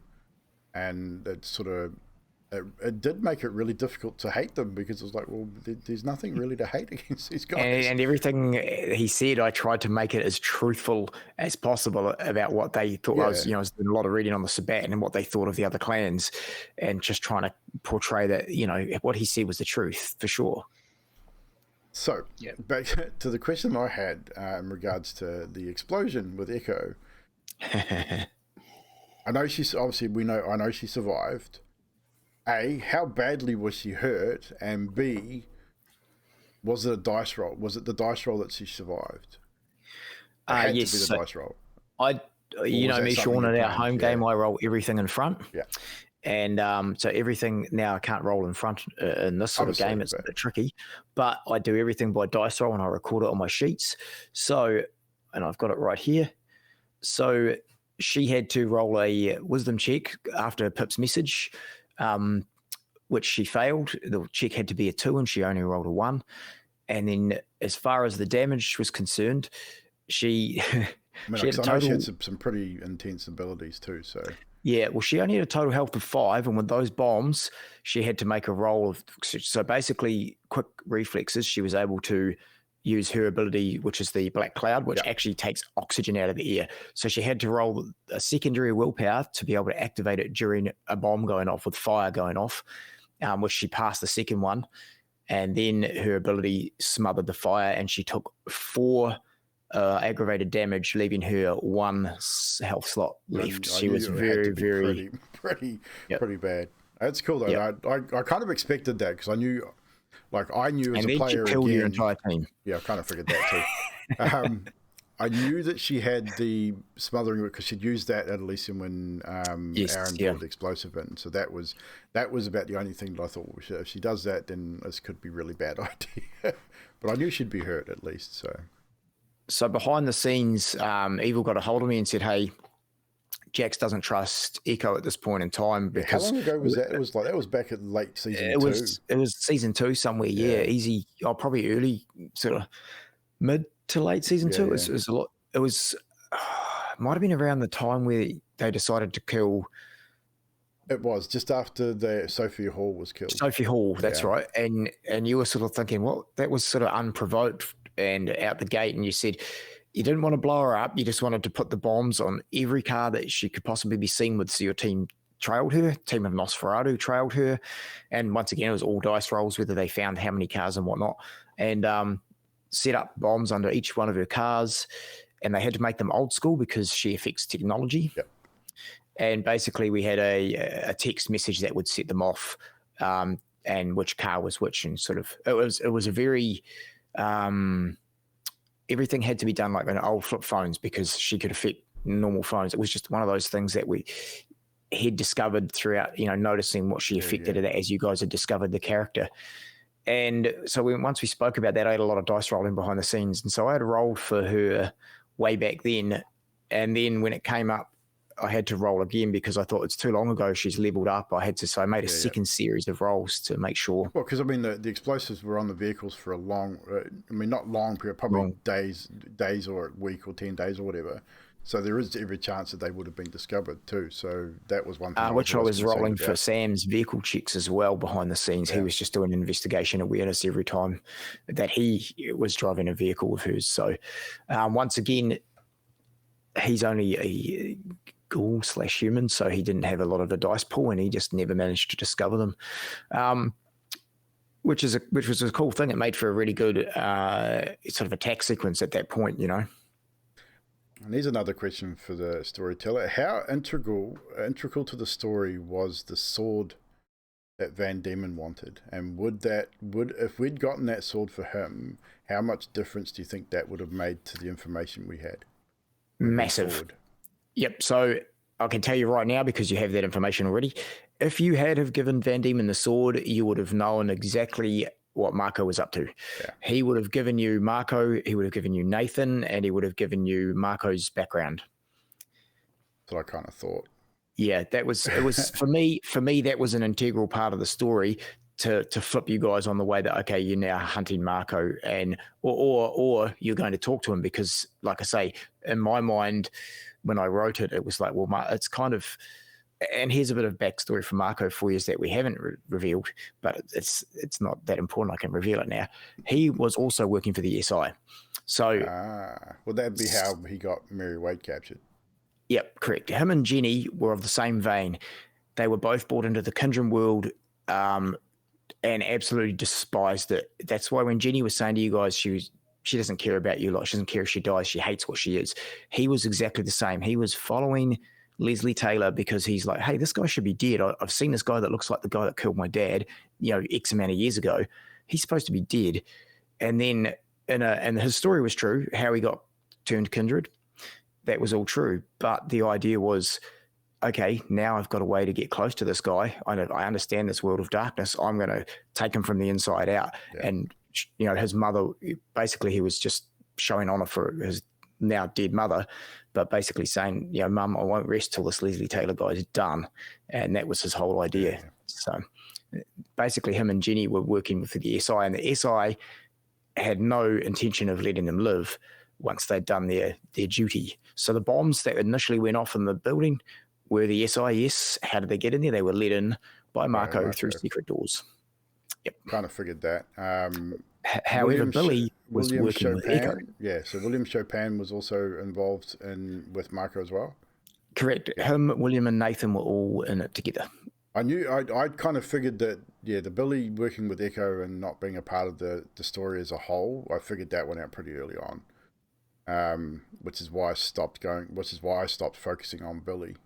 Jackson stopped focusing on Billy because Jackson knew that it just didn't fit. It was too much. Everyone was focusing, like pushing on the Billy idea, and it was like it's too convenient to have this sniper. It just didn't make a lot of sense towards that point, and that's when Jackson's focus shifted to Echo, because it made more sense that Echo was involved at that point, because at that point Jackson thought it was all Echo. The attack on Elysium, he thought it was all Echo at that point. Yeah. So she was, Yanti and Echo were taken by surprise episode 1, because we initially talked behind the scenes, and this is really good stuff that you guys can all hear now. I approached her and said, I want a mole. I want someone who wants to take out Melbourne's prince, and I want them of another team. And she was the first one I approached, and I said, because she said she wouldn't mind playing Sabat, but because we were playing Camarilla, she was going to play a Toreador. And I said, well, here, I'm going to throw you a curveball, within a week before we play the game. I want a mole. Can you be both? And she basically came back. I actually feel like the Toreador Sabat mix was her idea for sure. I just wanted to definitely some sort of mole. And so I gave her, right, you've got a sniper. There's going to be a speech. You're going to give the sniper a signal. And then the sniper's going to kill the prince, and then we're going to start the game from there. It's going to be hectic. And in my head, I'm like, no, you're not. I'm going to get some bombs to go off, and you're not. And so she thought, right up until those bombs went off, she thought she had shit under control as well. So it was, once again, I played the Catch-22, and when afterwards, after that game, she messaged me, and I can't remember what the message said, but it was just like, oh, I didn't expect that. Okay, so, and once again, then there was more back and forth of what's going on. Yeah, that like the whole story. Like, I've got to give you your dues, man. That was a very, very good story. The twists, the red herrings, which I know you're really good at anyway. Cheers. I've been experiencing those kind of things firsthand for a long time, as Baz is generally the DM for our home games and things like that. So I knew there'd be a lot of twists and half truths and red herrings and things like that. And again, I still to this day can't figure that shit out. Some of them I can sort of pick here and there, but there's still many that I just miss. I was like, my God, it's a great story. Sometimes you make it too obvious, and then people second guess their obvious guess. You know, I'm sure you all mentioned Marco within the first few games, and I was like, sweet, they're onto it. I think that was our first initial when we first chatted as a coterie. I think Marco's name was one of the first names thrown into the hat. Right from Marco Kane. It's like, huh? It's the worst vampire name ever. Any other questions out there from anybody? We'll open it up. Okay. So in the background, behind the scenes, Sarah asked a question live on camera, you know, who, what, when, and I asked for clarification. It was to be given to Jax and Zane. Did Van Diemen know at that point that Marco was SI or not? And he was giving subtle hint to Sarah, you know, lay low. Van Diemen didn't have hard evidence at that point, but yes, he had his inklings at that point. And I had to be careful how much I gave Sarah, because I know Mina, it was really quick on the uptake of things out. And for those of you who don't know, Mina messaged me behind the scenes quite a bit too, and I actually gave her yes, you're right, in a few occasions, because she was spot on quite a few things, but I asked her just to keep it on the down low for her character. Very, very good at figuring out puzzles is our friend Mina, and I appreciate it when you know it's awesome when the work that's put in behind the scenes, someone can follow those leads, and that makes it feel justified that I haven't made it too hard. but it was difficult, don't get me wrong, and I was impressed at how quick Mina was able to pick those. But yes, Van Diemen had his inklings, but no hard evidence at that point in the game. Cool. Actually, speaking of Van Diemen too, like I think the information that Van Diemen gave us, especially the stuff that Jackson had asked for and the information I know you gave me, yes, you were direct but indirect all at the same time, which I thought was really cool. Like, you gave very direct information, but then you mixed that in with indirect information leading somewhere else, which had, like, even me as a player and obviously Jackson as a character going, okay, yep, I definitely thought that, okay, this now raises another question. There was just enough sort of indirect stuff to raise other questions about what could be going on, without giving too much away, which I thought was really good. I think I tried to do that with everyone who asked something behind the scene that was blatant. Well, not blatant, but asking about other things that were important to the story. Yeah. And I didn't want to give anything direct is good if you've got all the clues solved, but when you didn't have everything to be able to solve it, I thought it was better just to give it something else, a tidbit of something else. Yeah. Zane had something just before the end of the game, which I think a question came up, or he'd done some research about Jax, and yeah. Actually, that's something I wanted to ask Trash and Zane, or Zane, Trash. What was Zane looking for? What did he hope to gain by looking into Jackson? That would have something to do with a message I received from someone. Did you get a message from Van Diemen? Was that the reason for the looking into it? No, I got a message. Actually, you were looking up his background. You were looking up his background, and you found something on the dark web. It was about, I believe, now correct me if I'm wrong, Zane, because I sent it, but it was about him trafficking children. Yes. Interesting. But it wasn't Van Diemen that it wasn't Van Diemen that led me to that. It was Marco. I think it was Marco, yeah. Okay, well that makes sense because it definitely was not true. that was before I knew it was Marco because okay. Timmy at that Timmy, stage. that's correct. Timmy gave me okay, acid. that makes sense now. Yeah.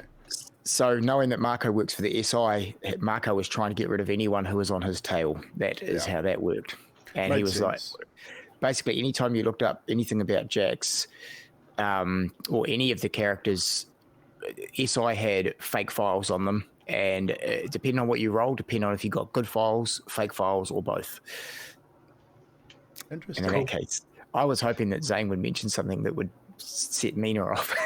Well, that would have, that would have been freaking, that would have been interesting as all hell. I mean, shit. You would be dead. There would be no question. You would be dead. She would have seen her entire army. The funny thing is about that is, and this is what's really funny, is one of my touchstones is innocence is to be protected at all cost. And the Malky, and this is a thing, has that air of innocence that kind of always blurs the line for Sarah. So she can't hate or be upset with any Malky properly because it's part of her thing, which is why she'd get mad at Zane and then she'd throw him a bloody tea party because she'd know that would make him feel good. That whole children kind of thing. But yeah, children were innocents in her mind. Speaking of touchstones, just to jump in there.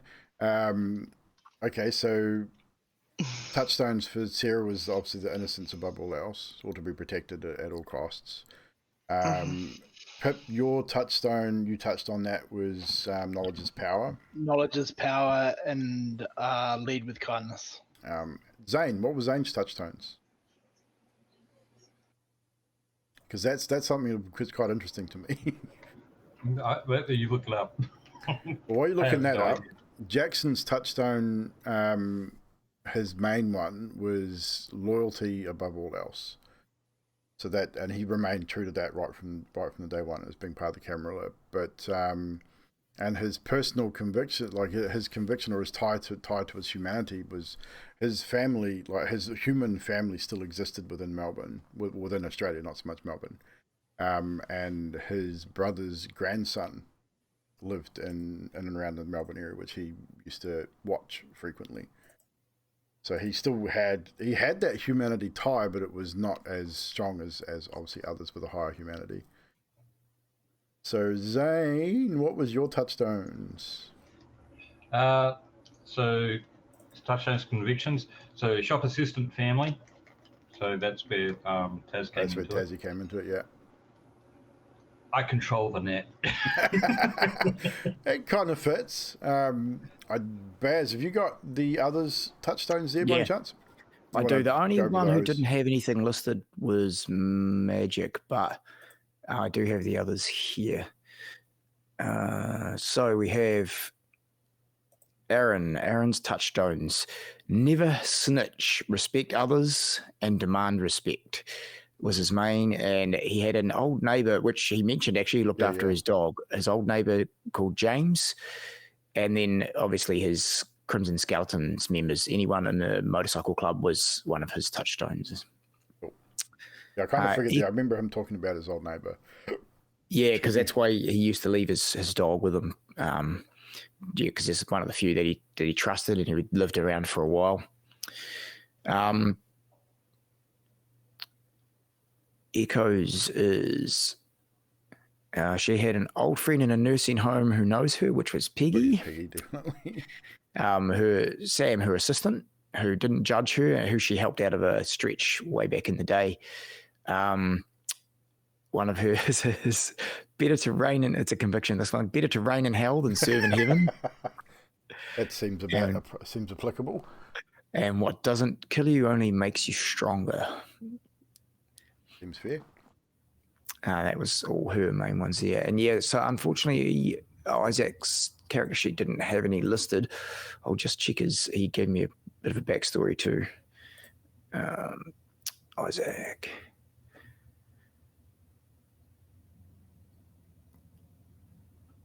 Nothing heavy to speak of. It's a nice short backstory.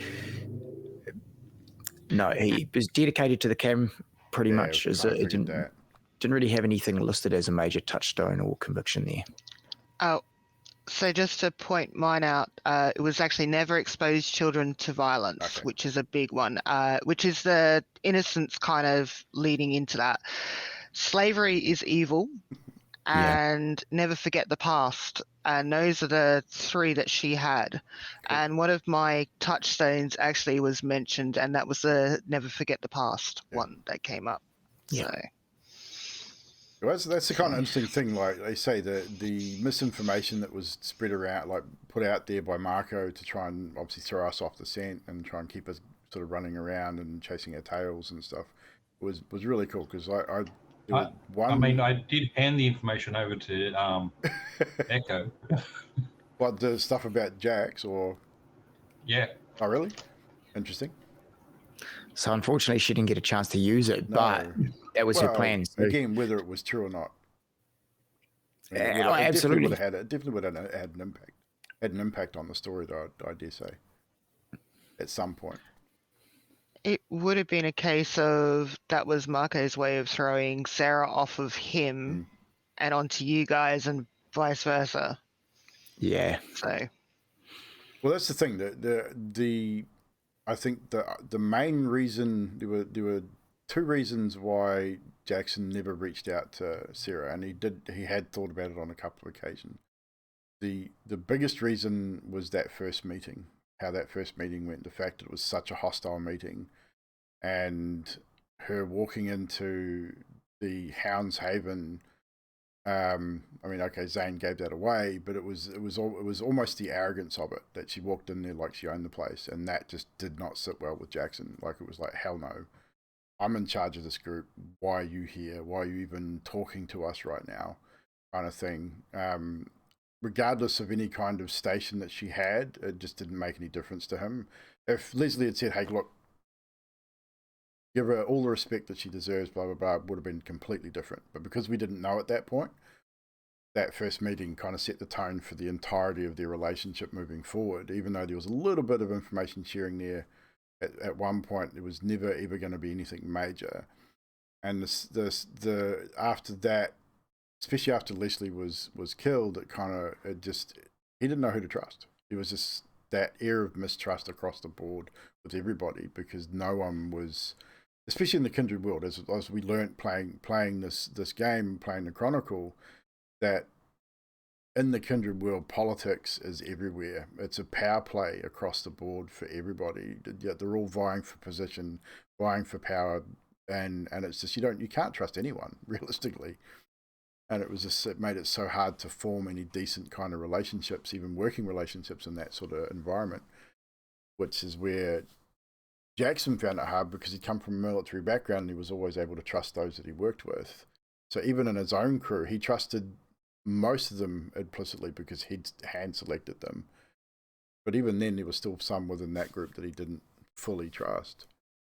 And I think that's just a Kindred life, not being able to trust anybody, like completely and wholly, which is interesting. See, I'd like to know how that actual first meeting would have gone if Echo hadn't have proved herself better. And I've kicked myself because I realized I had an ability that could have stopped that now, or at least given me better rolls. It is, isn't it? But I'm wondering how that would have gone, because in that whole conversation, there was truth to it, but there was like smatterings of lies, and she was trying to work it out. So there was automatically no trust with the coterie. She could tell that there was something not right about that whole interaction. And in my head, I couldn't figure it out. Like, I'm sitting there going, why is she not trusting this? And the character's going in my head, I don't trust it. I don't trust it. And I personally couldn't work out what it was. It was the truth that wasn't the truth, but it was the truth. And now knowing later, yeah, Billy did tell her to come and meet me and all that kind of stuff, because she did know Billy. Billy did technically send her.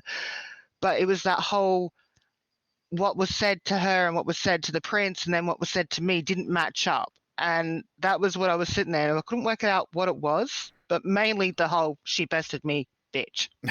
You don't do that. I think that like you was the say best about part hindsight, it. though, Evil. Yeah. Sorry, carry on. No, you're right. I'd say the best part about that whole situation was exactly that, dice rolls. Yeah, it makes for a good story. It's exactly what I was going to say. And hindsight as well. I mean, you look back at it and think, shit. I mean, it just you now know things, and obviously we were all new to the game, so not knowing our abilities 100% either obviously probably played a part in a lot of situations. Not knowing the character sheets very well and not knowing what you can and can't do in certain situations. Even knowing them, sometimes you just miss things. Forget, yeah. But it just made for a really good story. You know, like you wouldn't have found out half the things you found out if we'd all remembered everyone's abilities. And I think it worked in for the betterment of the story and that whole sort of situation. Actually, the one, I mean, we can confirm that Echo was La Sombra, yes? Yeah, yes, she was La Sombra. Yeah. Yes, that was her actual claim. Yep. I mean, I think Grim and I'd sort of discussed it at one point behind the scenes. I think might have been early season 2 that we thought, no, she's definitely not Toreador. We kind of figured that. And we kind of threw the La Sombra out there, and I was like, wasn't 100% sure. She was Toreador to a point. She did have Toreador abilities. Definitely had the abilities, yeah. And that had to do with some of her background, which we spoke about. I believe she had at one stage diablerized someone in her backstory, and we thought that was a good way to cross combine the character so she could pull herself off as in the camera as a Toreador, because generally they know each other's powers, give or take. Yeah, so it made sense. Like I said, it definitely made sense for the story, and having that, like you say, that mole with their own agenda inside of a main story which already had a BBEG, it kind of had us running in loops here for several episodes, because we were at one point, I know Jackson was focused solely on Echo as the antagonist, and then it wasn't until the other things started happening. It's like, hang on a minute, okay, she's definitely up to something, but now this is happening, and this is where this actually is going. This is where this should be going. So he sort of had to put her on hold and focus on what was actually going on and dealing with that first before making any sort of solid plans for her. And in turn, he was kind of using Marco to get to Echo, because he knew he was never ever going to be working for Marco, as much as he sort of at that point sort of was leaning towards going, okay, let's see what you're going to do. Give me Echo and we'll see what happens. But he was never going to turn against the cam. No way. Unless we have any more questions, we are getting close to 10 o'clock. I think we've had a pretty good discussion. I do have a question. Go for it, Mr. Grimm. Goes all the way back to the very beginning. Woohoo! And I don't know if it has any concrete answer other than the story had characters and the characters had to be where they were, but I always sort of wondered, like, why our group was picked as the Hounds. Yes, and I did forget about that. Thank you, what Grim. the thinking from Marco's perspective was about what made that group up and how he thought that was going to work, and then leads to that sort of mid-story thing where he was asking us who the leader was and what's going on, where he sort of rang us all and he's like, who do you see as the leader? And so just some thoughts on that, I guess. Very good question. So I think things probably over too much, and so when you guys said this is the characters we want to play and this is what we are, I went, why in fuck's name would I make these guys Hounds? And that's basically how, like I say, I had my sort of A4 script, but I had to have a reasoning for why you guys were chosen as Hounds. Now, the first thing I did was go, well, if it was me in real life, I wouldn't choose Pip and I wouldn't choose Echo. The rest of you had Jax, definitely there was reasoning for him.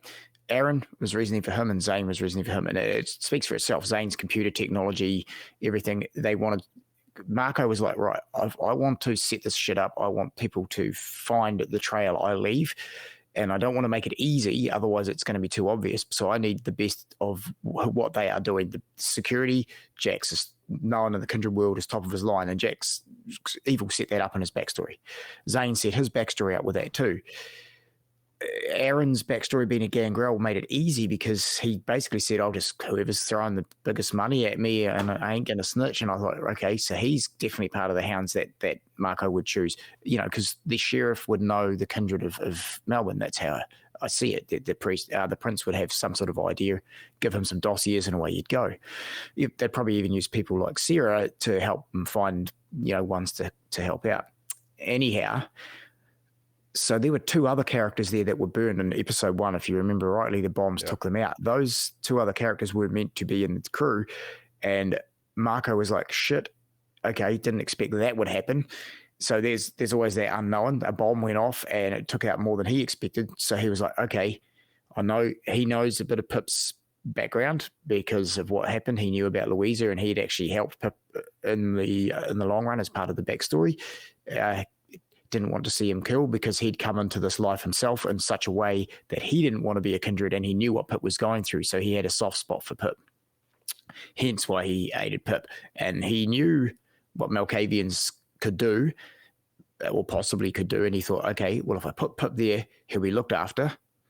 The guys are capable of, taking care of him and he can learn a bit of the kindred ways sort of behind the scenes away from Leslie. So Leslie doesn't get wind of what the hell's going on here as far as Pip's, siring without permission. And Echo, he thought, you know what, she's a prominent writer. People know who she is. She's going to have some ideas about, because he knew she worked with, for writing her books, she worked with the police and things like that to sort of get some of her stories straight and correct. So she had a bit of an idea on that. Her novels were of this world, and he thought, oh, that could be a good scapegoat in the long run too. So he put her in there so he could keep an eye on her as a scapegoat, knowing that Jax, if not, and I thought Zane would probably start to be curious of her loyalties pretty quick. And that's Marco's thinking for throwing those two in at the last moment. Makes sense. And he was right. Jax was suspicious of Echo from day one.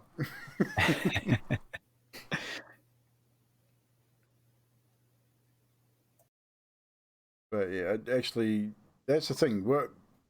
Loyalties. This is the thing. So Zane, where were Zane's loyalties, and like ultimately from start towards the end? Because obviously towards the end it changed because he was out for himself, wanting to stay alive. But at the start, where was Zane's loyalties? It was Cam. Okay. Yeah. I figured he was, but yeah, it was kind of. It started to shift a little bit. Like where Echo's concerned, he didn't know all the other details. So as far as he was concerned, she was still that. And yeah, towards the end, after Marco did what he did, I get that's the turning point for him. So actually, at that point, what was Zane like? Was Zane just out self-preservation, like fully self-preservation, or was he still? Did he consider potentially going back to the Camarilla and saying, "Hey, look, I didn't know," or was it just all about staying alive at that point?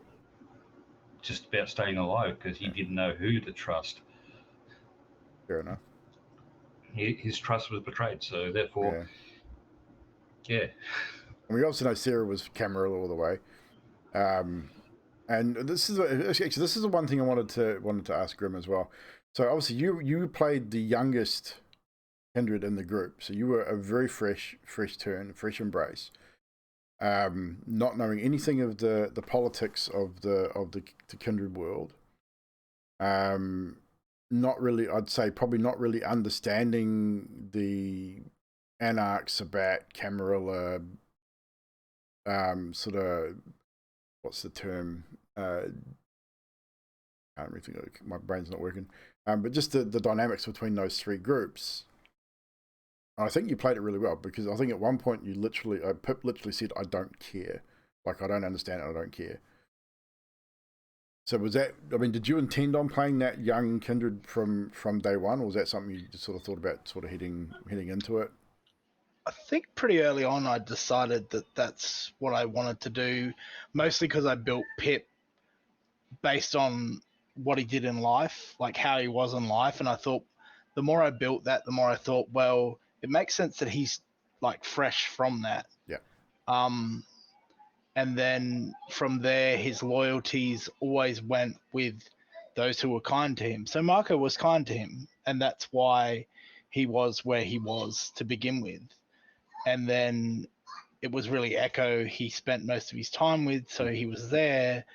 I don't think he ever sort of gained any loyalty to the Camarilla the way he saw it. I mean, it doesn't mean anything to him. Yeah.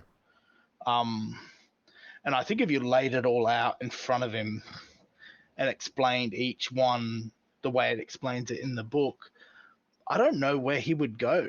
I feel like as a librarian and the sensibility of what libraries are about, he'd go Anarch, because it's like information for all and access for everyone, and that seems kind of Anarch to me. But you're probably not far wrong, actually. Pip was ever gonna form an attachment to one sort of collection. Who knows in the future of that character where he'll go, but yeah, well, that's what I kind of sort of was touching on, was the fact because he was so fresh into that world that he didn't know anything about the hierarchies of it all, or sort of how it all worked, and was sort of just thrust into it unwillingly as well, which is the other side of it too. And obviously still having such a close connection with his humanity. Definitely. I mean, you sort of imagine, I mean, I look at it, okay, Jackson had been around for 100 years, give or take, 90 odd years. So he's had 90 years of this world to sort of figure it out, and he was always a bit of a rebel anyway, so it kind of fit in with his kind of the way he kind of dealt with things. And obviously building up the company and being reasonably well respected in that world kind of made it easy for him. And I would imagine Sarah would be much the same way, because Sarah was around that 100-year sort of in the world of darkness too, eh? She was a year older than you, but she was turned before you. Yeah. So like long time before. Yeah. So when you look at the length of time each, because how long had Zane been in the Kindred world? What was his true age? True age was 80. Yes, even Zane was at the lower end of that, but still, again, 80 years. That's 61. I was born. Death date was 89. So. Okay, so yeah, so they'd been in there for, again, a reasonable length of time. So yeah, it always intrigued me that, like, playing a fresh turn like that definitely was a bold choice, and I think you played it really well. So, congrats to you, Mr. Grimm. Yeah. On it was well done. It did mean I didn't have to throw myself at any of the plot points, because I'm like, he just doesn't care. Like, yeah, he's just there, and things are happening around him, and there were moments where he'd sort of affect what was going on and take interest, because that knowledge is power thing, and it meant something to his friends, but ultimately none of it meant anything to him, and in some ways it still doesn't, other than the preservation of those who are close to him in that world. Yeah. And the thing cracks me up is just, I remember those moments too. It's like, Pip just wanders off into the toilets and wanders off and does this, and just the randomness of it. It just played into the Malkavian clan, and the fact that he was just not overly interested in the politics of it. It made it really good. Some really funny moments too. So I feel like his premonitions eventually will push that out. I think so. Like, the more you know, I think he'll get to a point where it will affect him. Well, it like will be imperative to his life. Yeah, like you say, with his touchstones being knowledge is power, I think he'll get to that point when he'll really realise that the knowledge that he can gain through his premonitions will actually make him a lot more. Powerful is probably not the right term, but put him in a position of power because of the information he can gain that no one else can.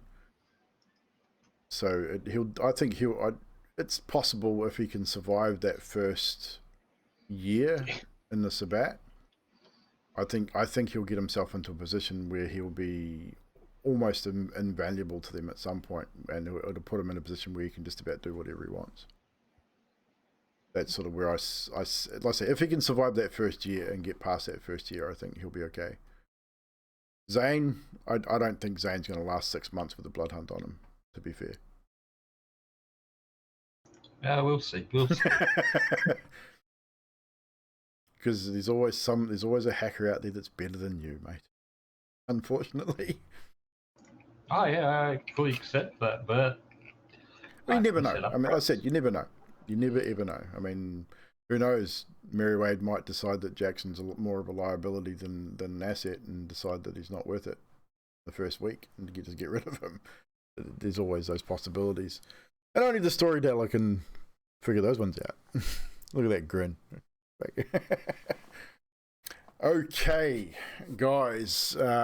Firstly, thank you everyone for rejoining us this evening for this Q&A and a bit of a shoot the shit session.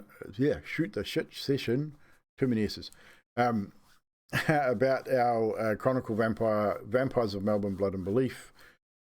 So that is pretty much the conclusion, the final episode in this series of this particular chronicle. However, as we said earlier, there will be in the future another Vampires of Melbourne, another chronicle with may or may not be the same people that you see up on screen doing certain things. Obviously, Storyteller will be the same. We'll see some of the same faces come back to play other characters. Whether we reprise existing characters or switch completely will be determined by whatever chronicle is decided upon. But we'll definitely be doing it again. Next Sunday, however, we will be seeing the return of Paradigm 2 Shadow's Embrace, which is the homebrew world that I've created, which I'll be DMing.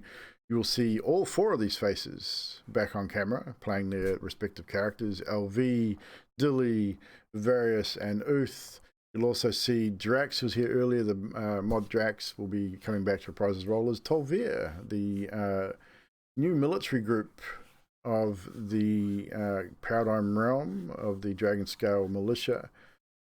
Unfortunately, they've just had a little bit of a setback as their sergeant and one of their squad mates have been severely disciplined for a breach of the rules of combat, and has had them confined to the keep for 2 weeks while they recover from their injuries.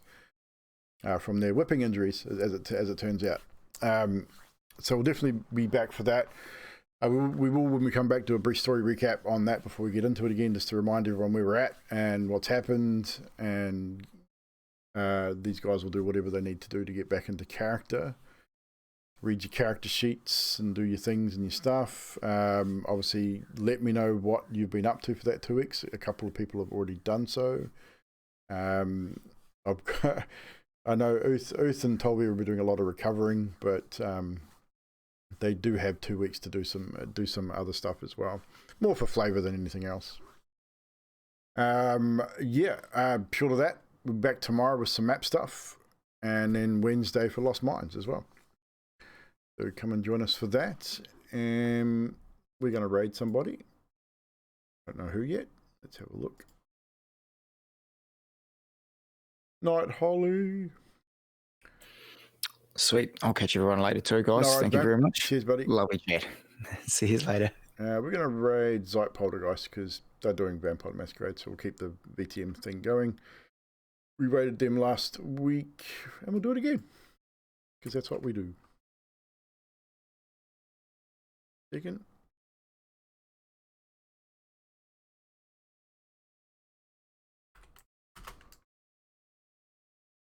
Set up that raid. Yeah, it worked. Yay, cool. We'll see you guys tomorrow for some map stuff. And until then, take care. See you, babe. Bye-bye.